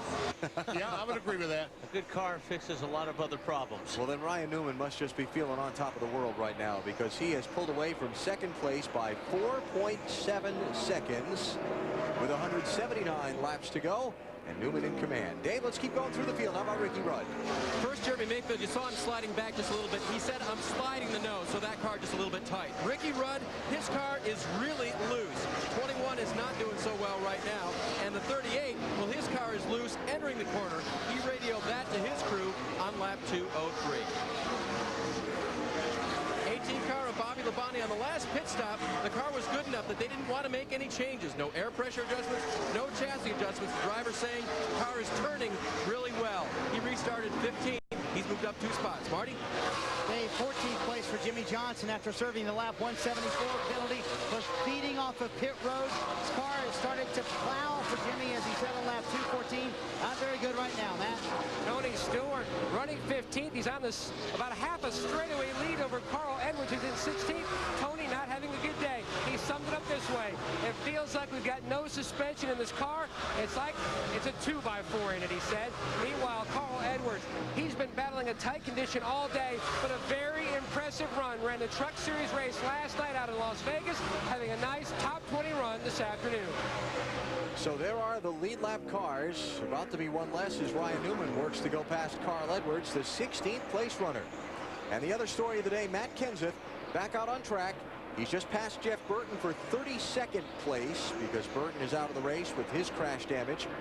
Kenseth crashing at lap 119, trying to get to pit road for a green flag stop, and he clobbered the tire barrier that protects the last pit down at the turn 4 end of the pit lane. Well, Jeff Gordon has caught Dale Jarrett trying to take over the 6th position as DJ is now falling back just a little bit. Here comes Gordon, and not be much of an issue. Now, Dale Jarrett's struggling right now. He's pretty much that comes up on him. He's giving him plenty of room, so he's obviously fighting that race car. So Jeff Gordon up to comes Greg Biffle, 6th place, Biffle to 7th, and Dale Jarrett sliding back to 8th place. Last set of pit stops for the front runners was at 171, so we're a good 40 laps away anyway from another set of pit stops. And it's all Ryan Newman right now here at the Monster Mile. You're watching NASCAR on TNT. Dover International Speedway, NASCAR on TNT, the chase for the Nextel Cup. 9 races to go. Ryan Newman and Jimmy Johnson with opposing fortunes at this point in the race. Newman in the 12 is the leader. Johnson in the 48 is about to be put a lap down. He's fallen back to 15th position. Marty? The progress has slowed, and there's a lot of concern here on pit road about right front tires, including on the 48 car. Do this, buddy. I know you can. Make sure you're getting all the way onto the throttle. Dude, I'm doing everything I can. The right front's chattering right now. I'm afraid it's going to come apart. I mean, I'm just trying to pelt, dude. I know. I'm trying to do everything I can in here. And Wally, what he has a tight race car. And you know, if you force a tight race car down, all you do is abuse the right front. The hotter the right front gets, the more likelihood it will let go. That's exactly right. He's trying to get all the way out of the throttle and let the car float. Let it roll into the corner, not push it so hard. Because if you do push it, and talk about pushing, Mark Martin's pushing Kurt Busch. He just pushed his way by Rusty Wallace in the 2 car to take over 3rd, and now here's 2 laps later going by Kurt Busch for 2nd. The June winner here at Dover, Mark Martin, talked so much about looking forward to this race this weekend to get his championship bid on a roll, Matt. About 8 o'clock this morning, I saw Mark Martin hunched down in front of the race car with Pat Tryson discussing the changes they were going to make to the car to make it better. They felt like it was good in final practice, but Mark told me the car was too good, too fast at the beginning of a run. run, which meant that it would make it tighter near the end of the run. They were going to try to slow it up a little bit at the beginning so he would have the car he would need at the end of a long run. And they have worked on it and worked on it and worked on it. And his car is one of the fastest, if not the fastest, now lap after lap on the racetrack. But here's the problem he's got, Matt. He's in second spot, but he's almost 9 seconds behind Ryan Newman, so he's giving up way too much at the very beginning of the run. How about our Miller Lite NASCAR Nextel Cup race fact? This will be of interest to Mark Martin fans. It concerns sweeping the season's races here at Dover. 9 times over the years and 3 of the last 4 seasons. The races have been swept in a year. Tony Stewart, 2000. Jimmy Johnson, 2002. Ryan Newman, 2003. Mark Martin won here in June. Could it be? It could be. It may be. It might be. It certainly can be. But the guy driving that 12 car might have something to say about it. But a nice drive up through the field for Mark Martin to second. Like you said, BP, he's 9 seconds behind Ryan Newman, the race leader. Newman is still the fastest car right now, or has been the last few laps. Ryan Newman pretty confident that, well, let's check speeds at the line first. Okay. And compare Mark's speed to Newman's. Mark was fast in that lap. We'll take it all the way back through the top 10. How about that? How about Jeff Gordon? Whoops. Jamie McMurray, the quickest car. Elliott Sadler, second best. Now the 12 car is going to have an extremely slow lap this time as he has to slow down to lap his teammate of Brendan Gaughan. Brendan running back in 20th position. That'll put him 2 laps down to the blistering pace Ryan Newman is setting. Last Sunday at New Hampshire, Newman leading the race. When the engine went sour on his car, he finished 33rd, fell 136 points down in the chase for the Nextel Cup, but he was very confident coming in here this weekend he could overcome that deficit and perhaps put his hands on the big trophy. Our team has a shot at running good at, if not winning, every one of these last 10 races, and we showed that at New Hampshire. We just had an engine failure, a part on an engine fail. So we just you know, go into the next 9 with our chin up and focus on what we have to do to win every one of those. Just do what you're doing today. Fantasy fast. After what he did last year in the last part of the season, nobody doubts Ryan Newman can get on a run here in these final 9 races. Earnhardt Jr. on the move and Kurt Busch sliding back. Earnhardt Jr. to 4th, Kurt Busch back to 5th. He was running 2nd, seems like just a few laps ago. Yeah, Busch looks like he's losing the handle on his car at this point in time of the run when he gets to this tire. What are they saying about the 97, Dave? Really, really tight, Wally, and Kurt's pretty frustrated. He just radioed into his crew kind of sarcastically that this is great, and he didn't mean it. Rusty Wallace sliding down onto pit road for a green flag stop. 2:45. I'm thinking this is about 20 laps earlier than we might have expected to see him. That's my guess. What do you think, Bill? Surprise, Rusty coming down pit road. They'll go around to the right side. They've been talking about how the car was just a little bit tight. They have that hole in the front left side of the grill, but that's not a problem. So they come around to the left now. They'll make a 4-tire change. They took the stare out from the windshield. So Rusty Wallace with an unscheduled stop. We'll check out exactly why and get back to you. Rusty felt something that didn't feel right and felt like he better go in and change all 4 tires. When you see a car turn up like Jeff Burton's 30 car was earlier and you feel something wrong, trust me, you're going to hit pit road and say, check it out, fellas. Yeah. Especially now when they see guys hitting the wall because of blown tires. Yeah. Believe me, that's in the back of their minds. That was only 75 laps from his last pit stop, so we'll see if that brings on a rash of pit stops or if everybody else holds on until the schedule. Bill? Yeah, they just told me they thought he had a tire going down. They're looking at it right now behind the pit box. So under the green flag at 248 miles of the MBNA America 400 at Dover, Ryan Newman the leader. Green flag stops coming up. Back live at Dover, you're seeing Jeremy Mayfield just leave the pit lane after a green flag stop. Little unusual circumstance getting him to pit road. Yeah, normally the crew says, Jeremy, pit next time, we're going to change 4 tires, whatever. He can't hear them, so they had NASCAR tell the flagman, black flag our driver. Dave? They did that. He came in, made a wedge adjustment for a tight race car. Also, they handed him a radio through the window. Jeremy will now try to hook that in so that he can have a new radio so that everyone can hear everyone. The only time the crew could hear him the last time is when he called to complain about the radio. Go figure. Well, can change your radio in 12 seconds with gloves on and having a Hans on with your helmet on, I got to see how he does that. That's going to be tough. Kurt Busch continuing to slide as Jeff Gordon works in for fourth. Dave? Well, while they didn't try to change it, they handed it to him. It's up to him now to try to get it in there under green. Imagine that. Yeah, I know. That's what I'm saying. If he can do that, I want to see him do it because that's tough. Good luck. Yeah. Here's the radio. Good luck. Carl Edwards has just been on and off pit road. Michael Waltrip is on pit road. Expect we might see some of these other front runners now in these next few laps. Although it could be as much as 265 to 270 before we see them if they run the fuel window out to the full extent. I'm going to check on the Gillette Young Guns today. Young Gun drivers leading the championship after 24 of the 27 races that have been run so far in 2004. We're having a pretty decent day today, except for Matt Kenseth. First micro power shaving system from Gillette, the new M3 Power, the new power behind the Gillette Young Guns. I had a fogging problem one time in a road race. They handed me a squeegee in the pit stop. Matt, go ahead. Knocking on the door in the top five. Greg Biffle makes his way to pit road for a scheduled stop. They're going to make an air pressure adjustment in the right front. Doug Richard felt confident that the problems that some teams have experienced was not due to lower air pressure. He's going to try to free that race car up. His teammate Mark Martin running in second. His team's up on the wall waiting for him to come down pit road. Not this time. Kevin Harvick leaves pit road. Ken Schrader's in, and here comes Jimmy Johnson to the attention of his crew in that first stall. Marty?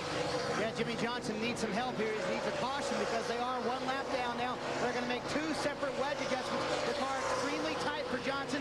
Very concerned about the right front tire during that run, as we heard. The left side tire is going on now for the 48. Matt. Tony Stewart says the car is up on top of the racetrack when it burns off some of the fuel. They're going to try to get it back out of the racetrack, but it is still tight on the drive off the corner. An air pressure adjustment, 4 tires for Stewart. Bill. Ryan Newman makes the way to his pit stall. This car now just a tick tight. Remember, it vacillates between just a little loose and a little tight. Right now, a little tight. So they're going to now spin off pit road.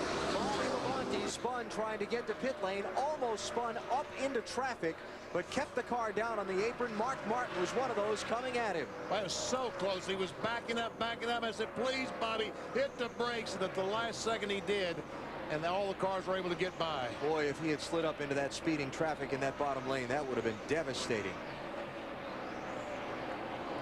So Ryan Newman has been on and off pit road. That gave the lead to Mark Martin. Now Mark is coming in for his stop off of turn 4. So 5 bonus points to Mark for leading a lap. Yes, that's good. Mark that down, championship watchers. A lot of these guys have gotten their bonus points doing what they're going to do today. Okay, Matt. Pat Tryson calls Mark to pit road, trying to capitalize on one of his better racetracks, score some points, keep himself tight in the championship chase. 4 scuff tires going on. No adjustment for Mark. He was very pleased with that race car, and he's down and away. Good stop for those guys. Dale Jarrett, Jamie McMurray also in. Dale Earnhardt Jr. led a lap by running a lap longer than Mark Martin. 5 bonus points to Jr. And Bill, here he comes. Almost looked like he didn't see his pit sign, but he did. He slings it in there nicely. Again, this car is a little bit too tight for Junior, so they'll try and make an air pressure adjustment to help him here in the final 150 laps, 140 laps of this. Good run for him here so far, around to the left side. They'll send the 8-car Dale Jr. Long stop on that left side, long time. Had a lug nut fall off, it looked like. Hardy. Green flag pit stops. Robbie Loomis told the crew, we've got to have a good one here, guys. Tight in, loose off for Jeff Gordon. Down 1 round on the track bar. Clearly he was better at the end of that run, so they need a lot of green flag racing. Dave? Kurt Busch suggested about 20 laps ago an air pressure adjustment. He's wanted it ever since then. He also gets just a little bit of a wedge adjustment. The car tight for Kurt. A 4-tire change, air pressure, and wedge adjustment. Trying to loosen the car up just a little bit. He leaves pit road. Jeff Gordon, by the way, did lead a lap before he pitted, so 5 bonus points to him.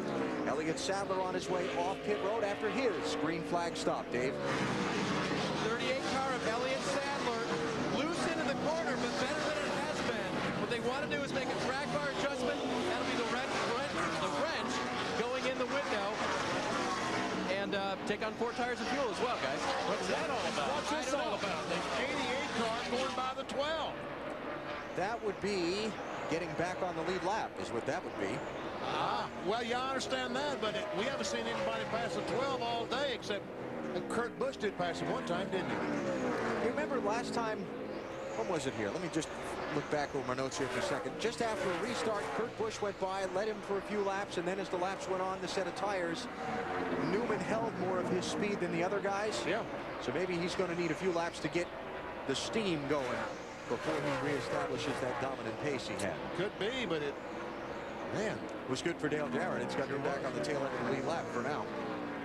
So we've got 12 cars on the lead lap at this point, and the cycle of pit stops are complete.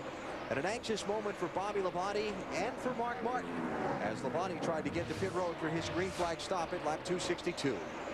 Same deal, gets on pit lane, jumps on the brakes, gets sideways, nails the cone, and he hits the gas as he's backing up towards the racetrack, which was the best thing he could do.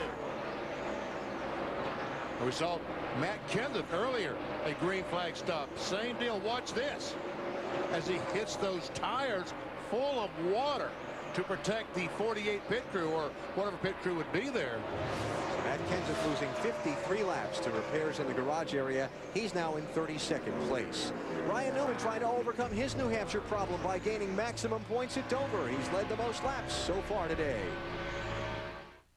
Here you go, boys. Here you go. Get the set.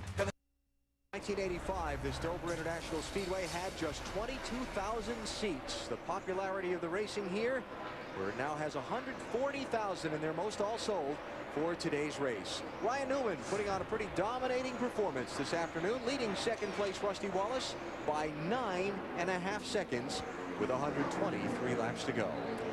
Okay, Wally, it's time. Time to cue the duck. Hey, Weber. Never mind. You wouldn't be able to hit it. Our Aflac NASCAR Nextel Cup trivia question. Who won Dover NASCAR Nextel Cup races in 5 different makes of cars? You shouldn't have trouble figuring this out. He's not leading, by the way. He's not leading. Who's won a lot here at Dover?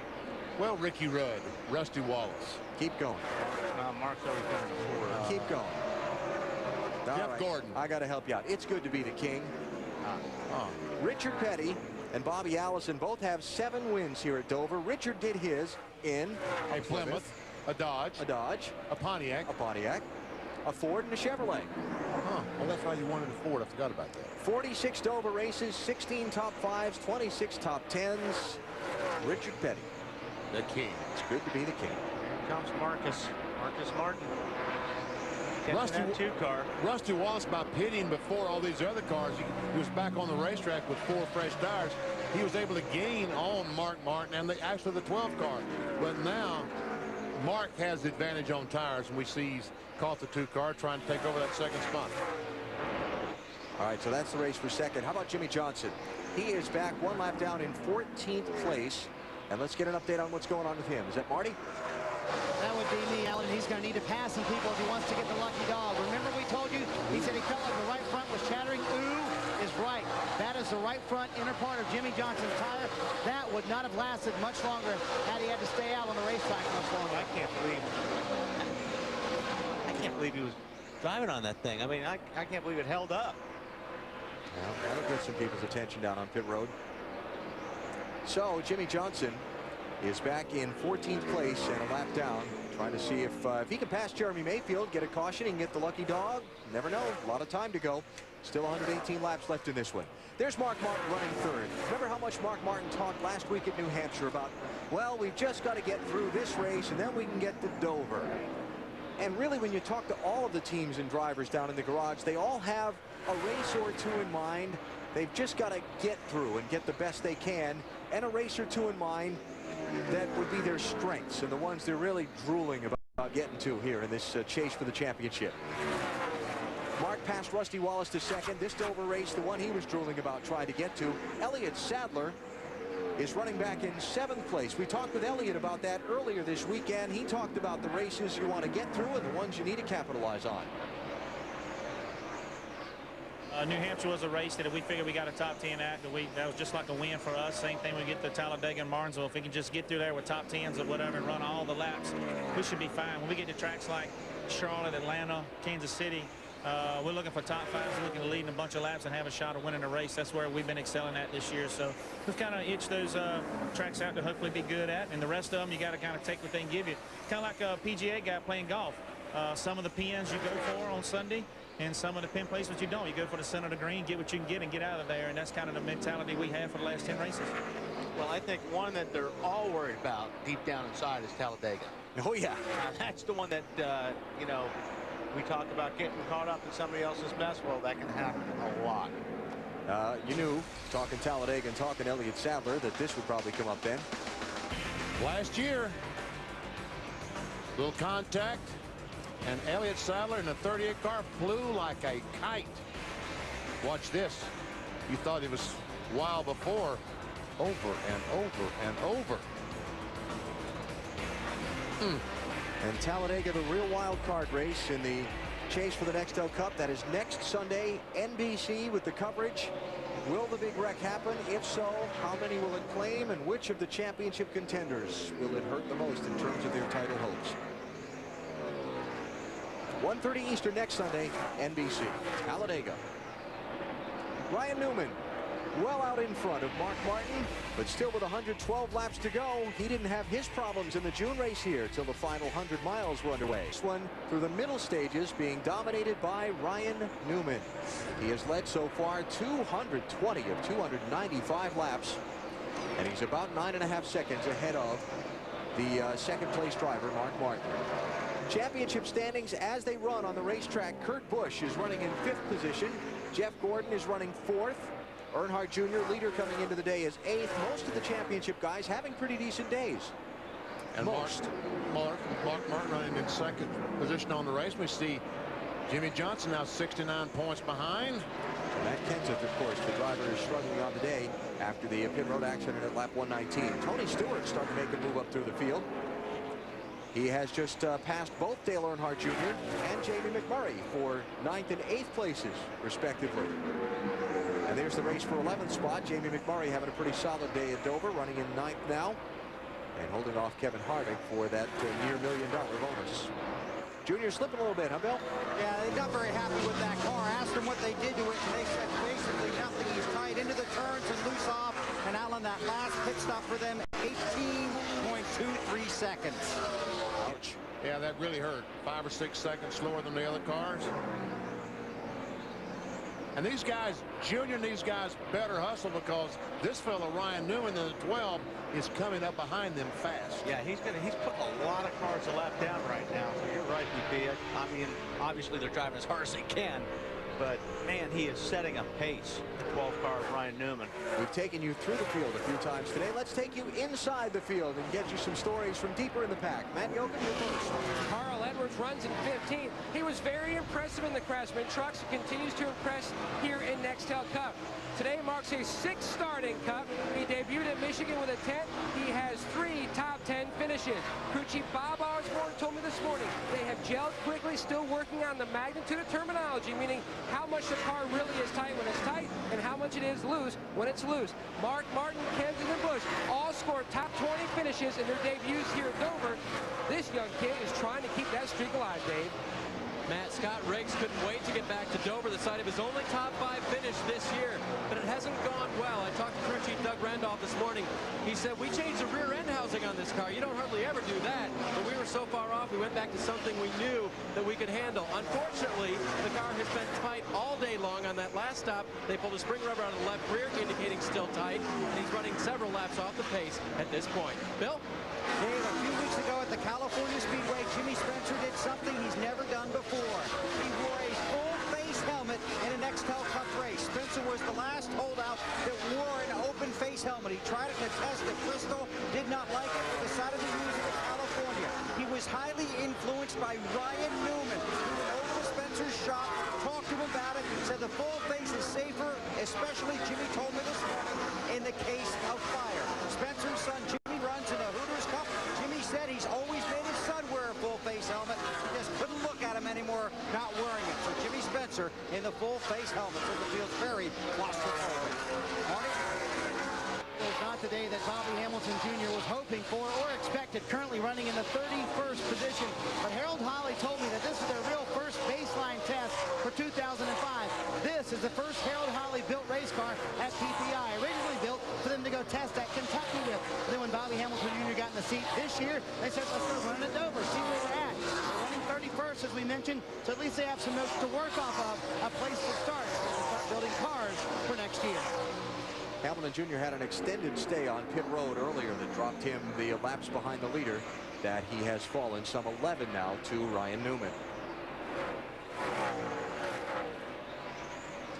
Ryan Newman setting up pretty blistering pace, but he does not have the fastest car on the racetrack at this stage of the race. That's kind of a toss-up between second place Mark Martin and 8th place Tony Stewart.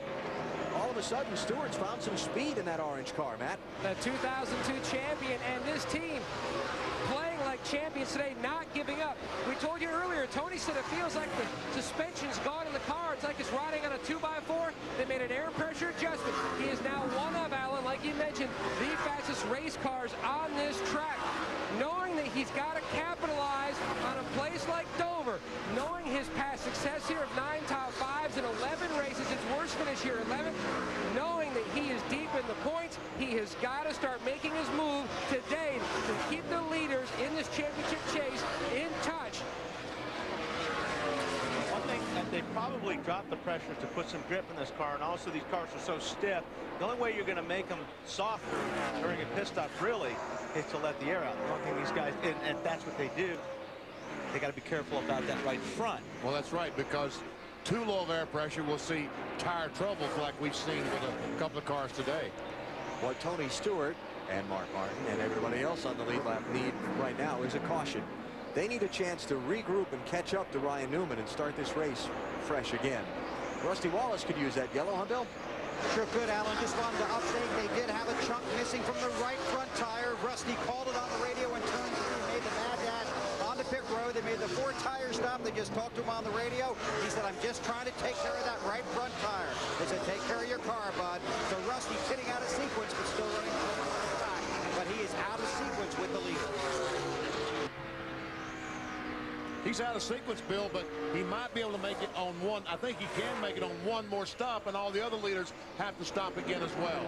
Yeah, that could work out for him, but you never want to pit too soon here because you're afraid you're going to get caught by that dastardly over caution, aren't you?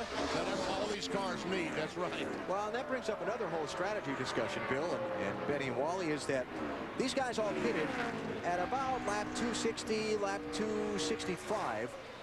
So if they took the full 90-lap fuel run, that's going to put them somewhere up around lap 350 for a final stop. But seeing what's been going on with some of the right front tires, would you not maybe split the 140 laps and go 70 laps and 70 laps? I think a lot of them will. I don't know if they'll split it that much, but I agree. I think they'll probably play it on the safe side and come in a little bit earlier than they normally would, just because they're thinking about that right front.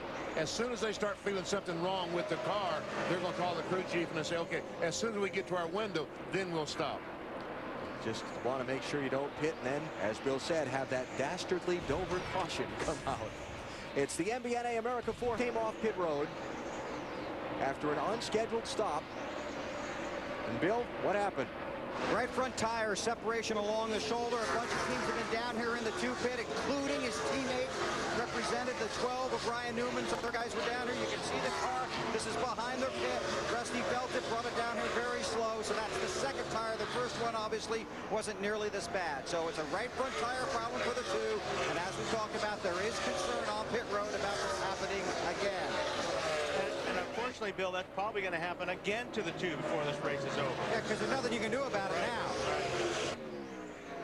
Tony Stewart moving up to 5th, passing Greg Biffle. Man, I'm telling you what, he put that thing in overdrive, didn't he? You know, we look at these right front tires and we talk about it over and over and over. A lot of that issue is camber, leading that tire in or out at the top. We'll take the right front tire, and that's down the straightaway. When the corner, you want the tire contact to be all the way, so you lean the tire in at the top. That's negative camber. So when you go down in the corner and the car goes down and travels, the tire contact will go all the way across the tire. We're going to get to the corner eventually. There we go. It's a big track. It's a big track. But the problem is, If you have too much camber, it rides on that inside shoulder down the straightaway and never gets a chance to cool the whole tire. And when you drop the pressures, you're flexing the tire more. You're really leaning on the tire more when you have low pressure in them for at least, 10 laps. The concern up and down pit road about the right front situation includes the leader, Ryan Newman's team. This on his radio a few moments ago. Ryan, that last set of tires, we had a spot where the right front came apart about an inch and a half wide on the shoulder. Just want to make you aware of it. We're going to probably short fix it a little bit, not push it as far on this last stop because we can make it from the end. 10-4, bud. If you feel anything, we're in our window now. Obviously, we don't want to get caught out on a caution, but if you feel anything, we're ready for you with 4 tires. 10-4, I'll take it easy on it for a while. That's exactly what we just talked about before we went to break. Is that these guys are all thinking about it, and you're not going to probably go as far as you could normally go if you didn't have tire problems, because you just got to be a little bit careful. So Ryan Newman with 75 laps to go, and he's inside that window now where he could stop and go to the finish. It's just a matter of when you want to. Here's our Napa field summary. Story on the day so far today. 7 leaders, most of them guys getting 5 bonus points. Whoop, caution. Caution's out. Caution's out. Might be oil in 4.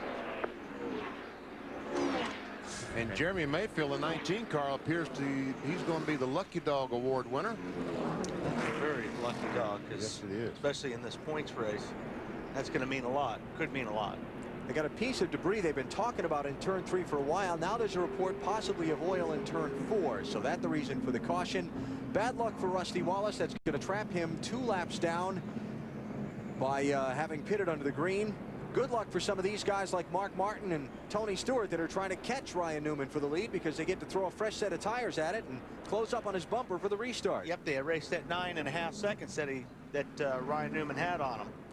And I see Robbie Gordon coming down pit road with pit road closed, so that might be one of the reasons for the caution flag, the 31 singular car. Oh, a 9-second lead gone. How about that?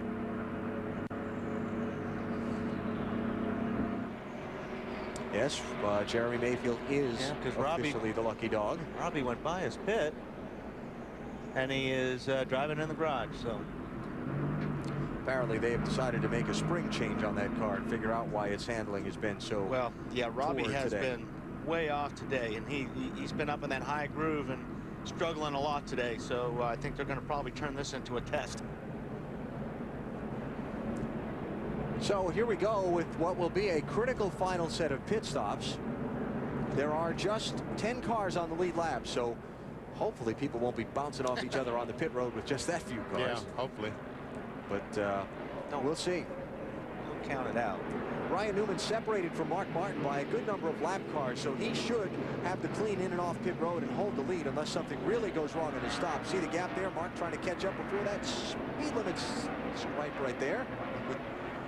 And Jeff Gordon to follow them in. Marty? Yeah, 4-time Dover winner Jeff Gordon had a terrific segment right there. Allen hits pit road running 3rd. Tight end, loose off. Half round up on the track. Marty fixed the tight end. Half pound down the right rear to fix the loose off. Matty? Mark Martin expecting another stellar stop by his pit crew. Told Pat Trice the car was a little bit tight near the end of that run, but did not want to make any adjustments, however. Remember now, every pit stop is for the championship. This is 4 tires for Ryan Newman and a 12 and a slight chassis adjustment to tighten him up just a tick. He's on his way toward Dave. Tight race car for Kurt Busch. Air pressure changes all the way around. A little work on the left front by Mark Full, the tire carrier. He's going to pull on that and quickly. Mark Martin got out second. Yep, held serve on the pit stop. Good stop, 13.9 too for Martin's crew. We've seen Newman's car not be so great right at the green flag drop, so that might be an advantage for Mark to try to get by him. So Ryan Newman has dominated today, but Mark Martin won't back down. He is close in pursuit of a monster mile sweep.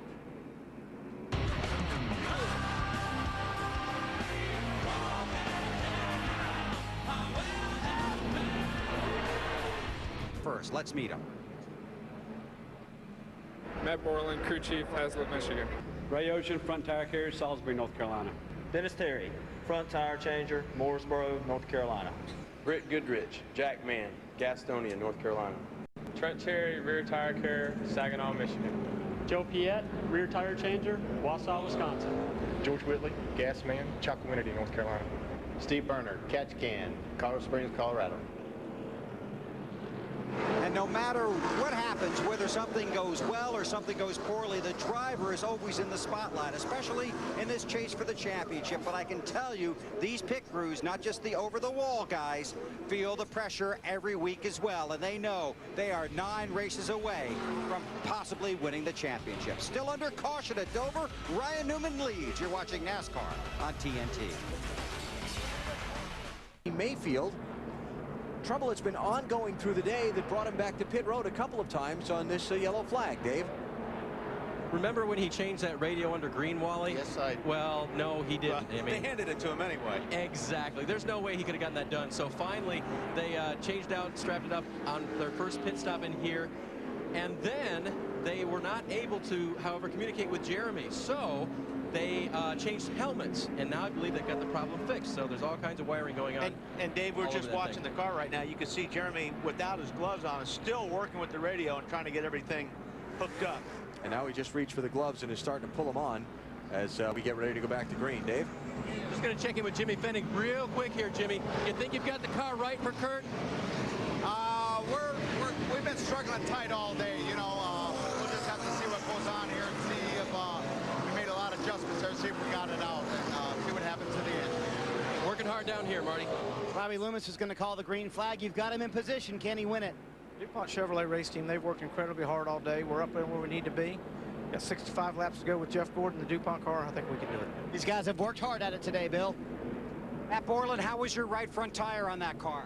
It looked great, actually. On that run, we didn't have any issues, so we're hoping we won't have any issues on the last one, and hopefully bring it home. Are you just a tad slow on the get-go? I'm sorry? Are you just a little slow on the get-go? Yeah, we struggled a little bit there at the start, but then it seems to come around. It's more just being a little too free at the start. Well, we'll see if Mark Martin can take advantage on this restart. It's going to come with 65 laps to go. Jimmy Fennig talked about the 97 car, Kurt Busch, being a little bit too tight. Well, how they fight that problem, they start the restarts on fresh tires very, very loose, and that's what Matt Moreland talked about the 12 car being. Here we go. First car lap down, Jimmy Johnson in 12th place, the 48 car. Okay, Mark, if you're going to do it, I think you better do it now. It's definitely game on for the 6 right now. If he's going to get the 12, I think now you're right, Wally. Now is the time. Whoa, Tony Stewart, big slide into turn 3. Nice save. I'm sure that has his heart pounding. Stewart hanging on in 6th place.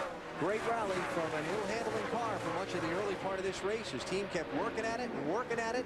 And got it finally in that last segment of race where he was one of the fastest cars on the track. 3D action formulating here. Yeah, it's going to get busy. Movement underneath the 21 of Ricky Rudd, but he's got Brendan Gaughan down there on the bottom, so he may get blocked in. It depends where the 77 goes. What are they saying about the 20, Matt? Tony Stewart restarted 6th. The best this race car has been all day was the last run. Tony said it was a little free to start with, but it came around nicely. He can drive it, but he would have loved to try to free it up in the center, but he was just afraid to touch the chassis, Bill. Dale Earnhardt Jr. is going to try and carve through all that traffic and race his way to the front of that 8 car. He was not happy with the last set of tires. The car started out way too loose and then started to tighten up. Last stop, 4 tires and fuel. He was told the set of tires we took off that car never should have been put on it. Look at this knot. Well, I'm telling you, this is a real mess. 7th place on back. All these cars 7th on back, as Alan said, trying to get around the lap car. Brendan Gaughan in the 77. And he's running just fast enough, or he's running pretty good right now. Yeah, he's running good, but the problem is you got all these guys on the same lap that are racing, and they're going to have to get single file like they are now to get past him and then go back to racing each other. Dale Earnhardt Jr. in the 8 running 9th. Dale Jarrett, 88, running 10th. Then a couple of lap cars. The 11th place car is Jeremy Mayfield in the 19. He's last on the lead lap. Front 4 have gotten away from the pack, while this racing goes on behind them. Yeah, Newman's car pretty fast on the get-go right there, so Mark could not capitalize. Whoa, Junior. I think Jarrett was on the inside of going down in turn 1, so Dale Earnhardt Jr. in the 8 car just kind of moved up the racetrack to give Jarrett room. Got some trouble maybe with Greg Biffle. Off the pace, 5th place car, Greg Biffle slowing down, turn 4, Matt. A great run by Biffle, has now turned bad. He's on pit road, came on the radio. I have a vibration. I believe it's a loose wheel. Oh, man. Well, when you talk about this being a team sport, that is where it comes to manifest itself during the race. The crew's got to get its job done perfectly. You have to get 5 up. Whoa. Did he pop one off, or I don't know. did he get it off there quick enough? Left rear guy looked like he might have taken a lug nut off. He did, but was going to have to come back in. Let's see. Right front, Greg. Right front was loose. It looked like it was loose when he stopped the car and they put the jack under. You could almost see the right front wheel move a little bit. Scott Riggs has had brake problems in that 10 car. He's been behind the wall and on and off pit road a couple of times. So Biffle going by him as both go back out onto the racetrack. Up front, Ryan Newman has moved away from Mark Martin, opening up a 1-second gap on the 2nd place car. We check the interval here. There's your race leader Newman, and there are his pursuers Martin and Gordon. Bill? And he's going to be tough to catch, Alan. Obviously, with just over 50 laps to go, if this race stays green, we don't expect to see any more pit stops. But if the caution should come out, then anything, and it's over, I do mean anything, could happen. So Matt Borland gave his driver a heads up a few moments ago. We get a caution at about 30 to go. We decide to stay out. Just keep your eyes open, and if you see everybody behind us peeling off, make that call for them to come in. If it looks like everybody's going to come in and we're going to be stuck out there by ourselves, then we'll probably want to come in if you can make that call in time. Otherwise, we'll probably just stand out. So you have to drive the car, keep your eye on the traffic, listen to the spotter, and then decide under caution if everybody else is going to pit and what you're going to do. So Wally, good luck.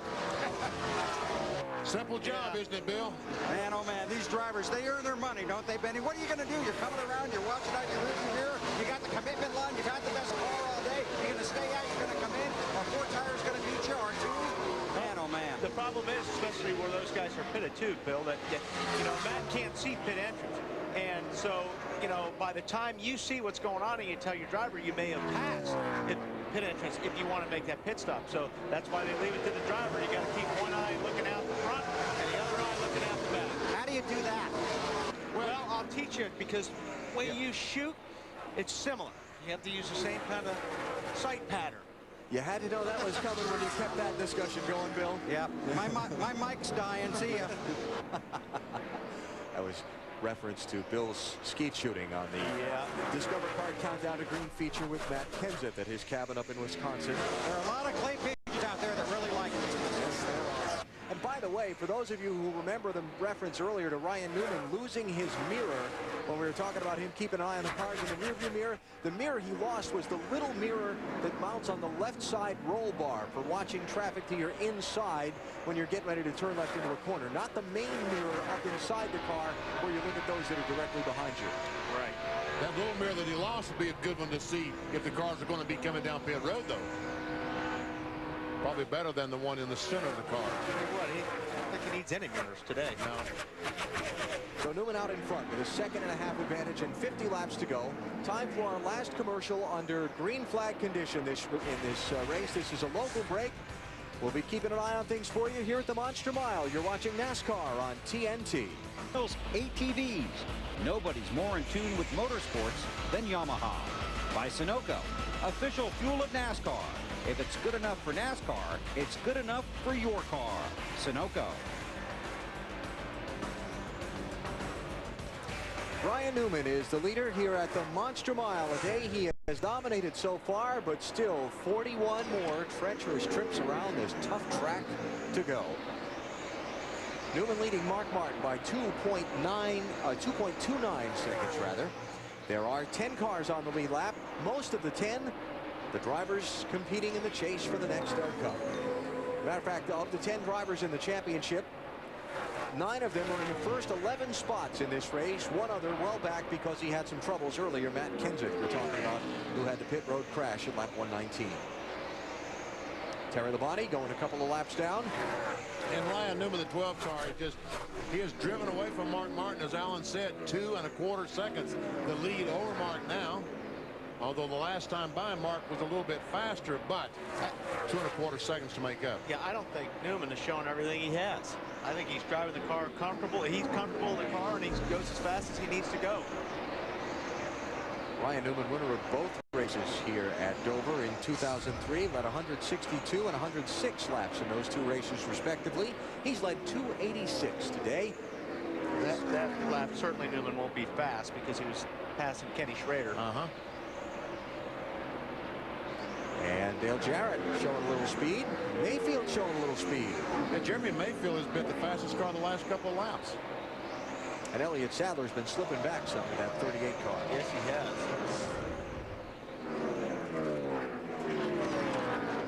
So into the final 37 miles here. Just tuning in late this afternoon, let's show you how we got to this point in the race. Lap number 15, first moment of the day when Kasey Kahne went up in smoke in turn 2. He will finish 42nd on the day. Engine failure on the 9 car. 20th on lap 23 on the restart. Tony Stewart and Robbie Gordon playing bumper tag. Caved in the right front fender of Stewart's car. He issued a little payback to Gordon. Stewart's team since making repairs. He's come back through traffic. Vickers, 25 car. Bang. Loose, and boy, he got both ends of that race car. Fortunately, Brian, okay. Tough hit there. On the restart, the 01 car of Joe Nemechek ran on the back of Mark Martin because some cars in front didn't go. And then watch this. Matt Kenseth trying to get on pit road, enters too fast, spins out, and runs into the tire barrier full of water. Jeff Burton, little right front tire, hit the wall hard, and now everybody is concerned about that. You can see Burton's frustrations. Jimmy Johnson getting a penalty for speeding exiting the pits. And so he lost a lot of track position there, dropped him at that time from 4th to 19th. Story today, Ryan Newman. A couple of guys who've gotten up to challenge him for the lead at various times. Kurt Busch led for a little while, but Newman back out in front of him. And then another close call trying to get to pit road. And this was almost a close call as Bobby starts backing up the racetrack, but fortunately stopped just before he got on the speedway. So Newman leading now 291 of the 367 laps. He has dominated today. A couple of other bullet point stories. Drivers in the chase for the Nextel Cup. Most of them have gotten 5 bonus points for leading the lap today. Besides Newman, Kenseth, Kurt Busch, Mark Martin, Jeff Gordon, and Dale Earnhardt Jr. have all led a lap during an exchange of green flag pit stops. And the other thing is you watch the ticker come by, and the drivers in the chase for the Nextel Cup are highlighted in the Nextel yellow. You'll see they're all bunched toward the front of the field. The cream has risen to the top, if you will, today here at Dover. The guys who've been strongest all season long have been strongest in this race. Let's get a final through the field for you. Bill, how about the race leader? Well, Alan, let me tell you everything that's gone wrong with that car today. And now that we're done with that, I will tell you the crew told me this morning they had to have a good finish here at Dover after what happened at New Hampshire last week and going to Talladega next week, Matt. Bill, with 9 of the top 10, 11 positions held by guys in the chase. Mark Martin knows every position, every lap is important. They have had a very impressive run today. They've had a very impressive season at Dover. They won here in June. He's currently running second. A good points day, Marty. Matt Robbie Loomis told me this morning he was very worried about today because they didn't think they were that good. And early on, Jeff Gordon had a very ill-handling race car. But now, in the last quarter of the race, the car has been excellent. They started 21st. Currently, he is in 3rd. Dave? Exact opposite for Kurt Busch. They had a better car earlier in the race. Kurt radioed his crew on lap 350. We've got this thing so messed up, I can't even drive it. If he maintains, though, he may stay right near the top of the chase for the Nextel Cup. The 88 of Dale Jarrett, what a great day they've had so far. Last time in, a wedge and air pressure adjustment for a tight race car. DJ hanging in the top 10. Matt? 3.5 hours ago, it looked like Tony Stewart was going to have a miserable day. Contact early with Robbie Gordon. Then he fought a wicked tight race car. They have worked themselves back into the race today, back into this title chase. He was as deep as 30th back on lap 19. Dave, he runs in 6th with a tight race car. And since the last restart, Jeremy Mayfield has picked up 4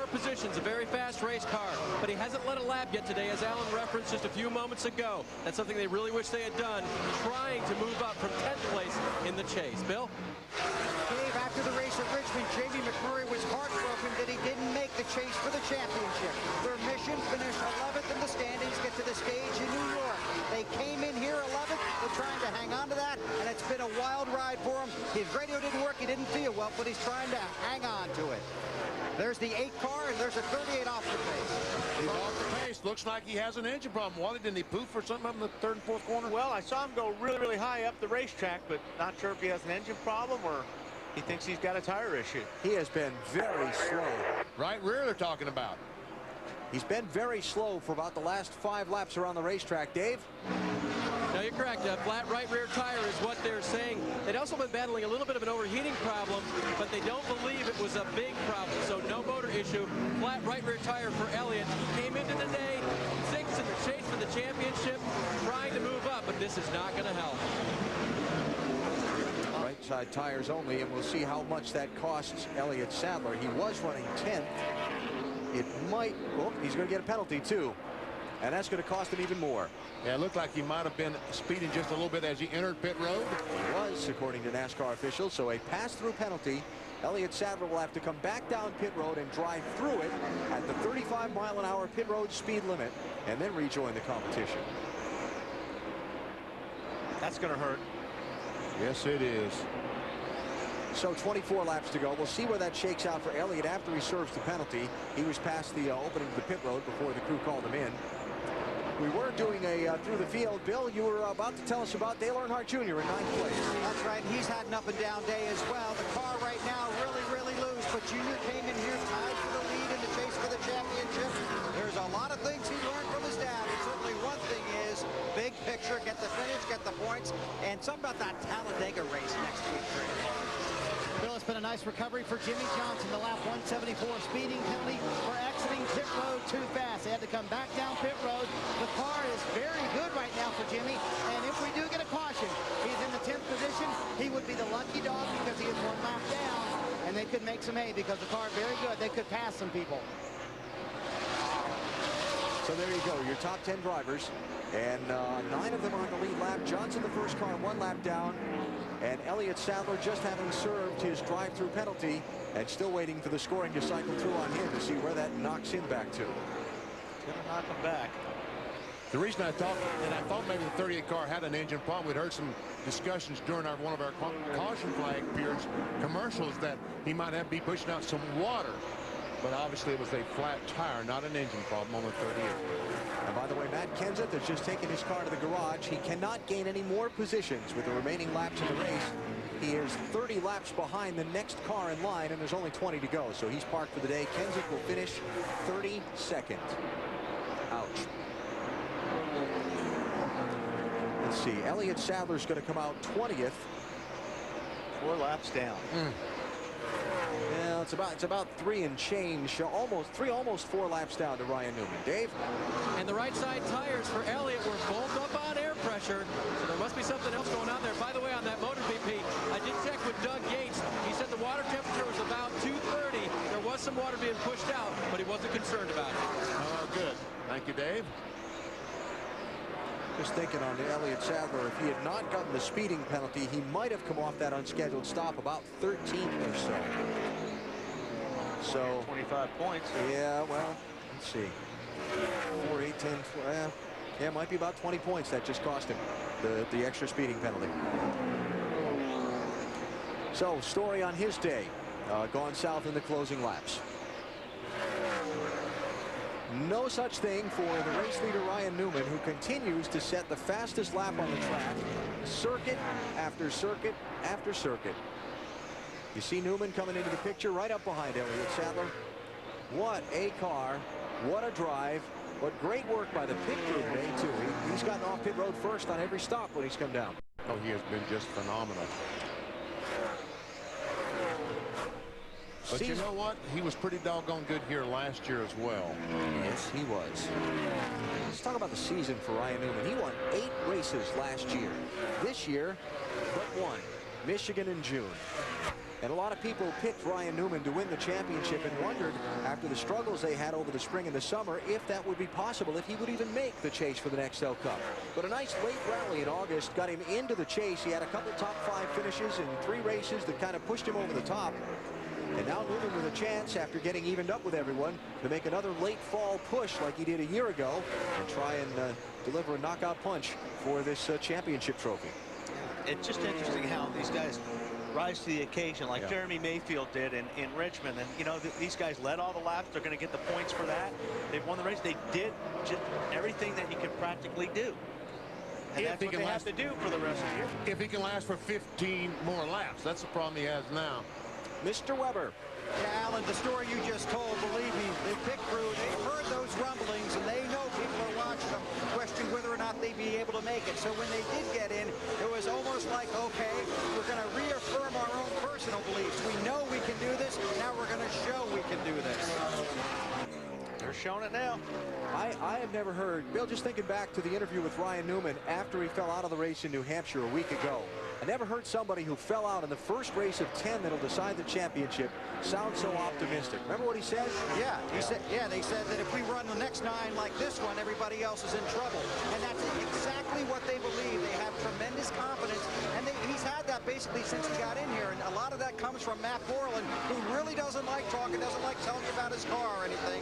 But he has a very quiet confidence, and they've done remarkably well. They're in an ideal situation. He has been the man so far today. As you look at Matt Borland, the great relationship he and Newman have, both with engineering backgrounds. If you're a regular NASCAR fan, you've heard the story before, but you talk about chemistry between people. They think the same way, they speak the same way, they race the same way. They're just philosophically on an even keel all the way around. It really works, the two of them. Unlike you and I. Yeah. They speak that engineering speak.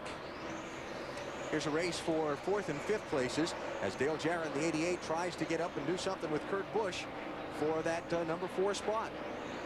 Got 10 more laps, and right now Jarrett is it's the 5th spot right now. About the same speed last time by. This time by about the same speed again. So it's probably going to be Kurt Busch getting hung behind traffic if 88 is able to get by.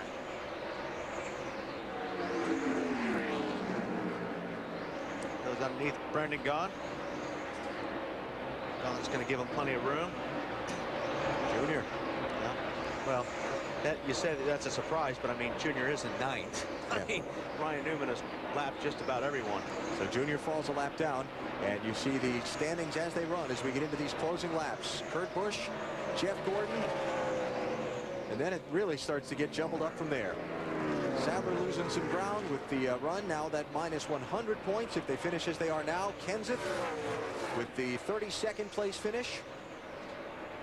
And Ryan Newman, and here's where the twist to this system comes in. If you look at that, 111 points down, he's going to lead the most laps and win the race, but he's only gotten help, there's that word again, from a couple of guys today. The other championship chasers are all going to finish in the top 10. That's what I said last week. In order for these guys, I think, to have a shot, everybody in front of them is going to have a problem at least once. Well, Kenseth has had a problem today. Elliott Sadler has had a problem today. We got 8 to go. Yep. Ryan Newman coming in today 136 points behind, so only looking to gain 20 or so. There's Chrissy looking on, writing down the lap times and keeping her end of the bargain on the pit card on race day. Married, of course, this past off season.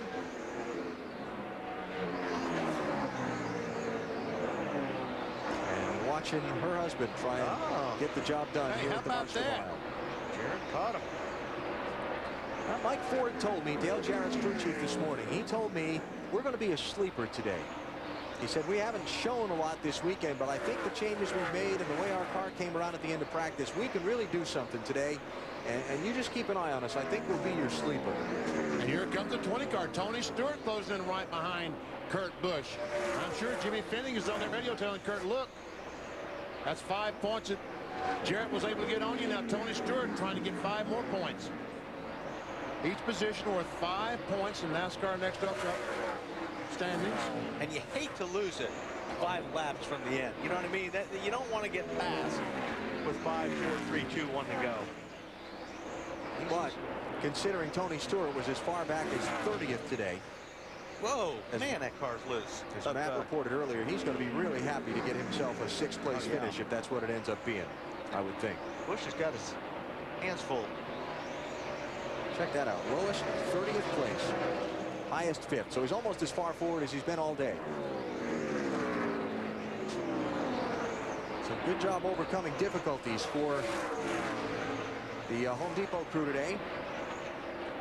And great job by Ryan Newman and company. 2 miles from victory here at Dover.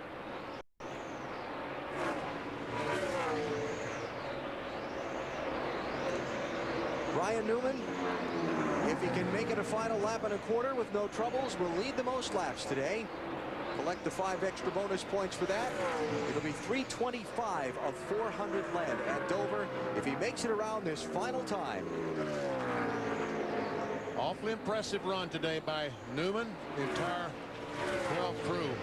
Man, 325 of 400. That's big, isn't it? That's pretty big. Started on the outside of the front row, took the lead at the drop of the green flag into the first corners, and has just about held it the entire afternoon. Dominating performance by Ryan Newman. He wins at Dover. An impressive margin of victory. It's going to be better than 7 seconds. Back to 2nd place, Mark Martin. And they were bumper to bumper on a restart with 65 to go. Newman gapped him that much in the final stage of the race. 2nd win of 2004 for Ryan. His 3rd Dover win in 6 races here. In the last 4 Dover races, that would be 1,600 laps. Ryan has now led over 600 of those laps. Bill? On top of the pit box with Matt Borland, crew chief for Ryan Newman. That's a great way to rebound a dominating run. Congratulations. Thank you very much. Guys did an awesome job here in the pits today, and Ryan did an awesome job on the track. And just like thank all the guys at Penske, the engine shop, the engineers, everyone just did an awesome job getting this car running good today, and go ahead and have a good finish. Was there ever a doubt in your mind after what happened last week at Loudon that you needed to bounce back here? Yeah, we definitely needed to bounce back here. We need to bounce back another 8 times. So, you know, we've got our 1 mulligan, and hopefully we'll have that'll be the only one we got. Enjoy the celebration. Thank you very much. I think the crowd's enjoying the celebration with him. Man, that was a burnout. So Ryan Newman will head to victory lane here at Dover International Speedway, gaining a little bit of lost ground back on the new championship leader, Jeff Gordon. Yeah, I guess so. First spot, Kurt Busch 2nd. Kurt Busch is 1 point. Yeah. Still very, very close. I mean, you look at right on down. Right. Very close. 100 points isn't a whole lot, especially with Talladega looking on the horizon next week. Jamie McMurray leading Kevin Harvick in that race for the 11th spot by 99 points. With 8 races now to go in the season. Let's hear from Mark Martin, a 2nd place run today. Climbs out of his race car first here in June, marked 2nd today. A very impressive run by both you and this team. Well, man, what a great race team with this Viagra crew, and Pat Tryson and Wally Brown and Todd and all these guys. Great pit stops. Way to rally, man, but that 12, you couldn't do it. I thought that last run, okay, here we go. I'll show you what we got. And he showed us what he had. I tell you what, he was long gone.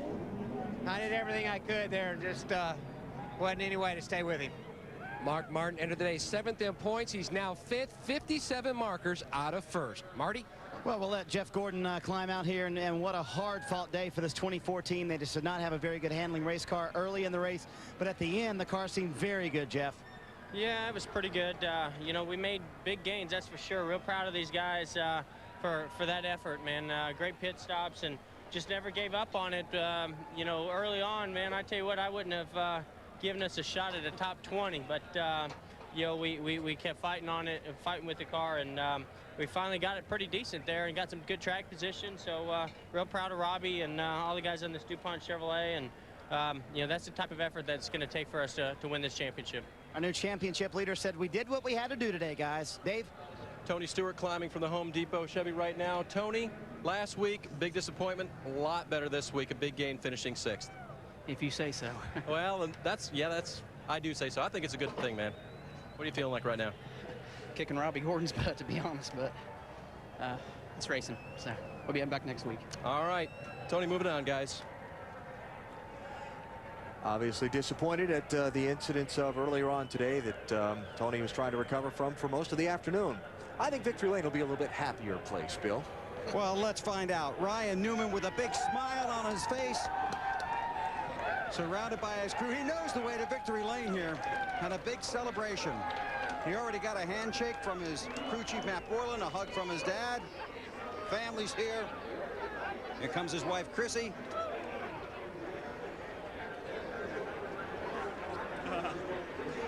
Well, I guess that car was pretty good, huh?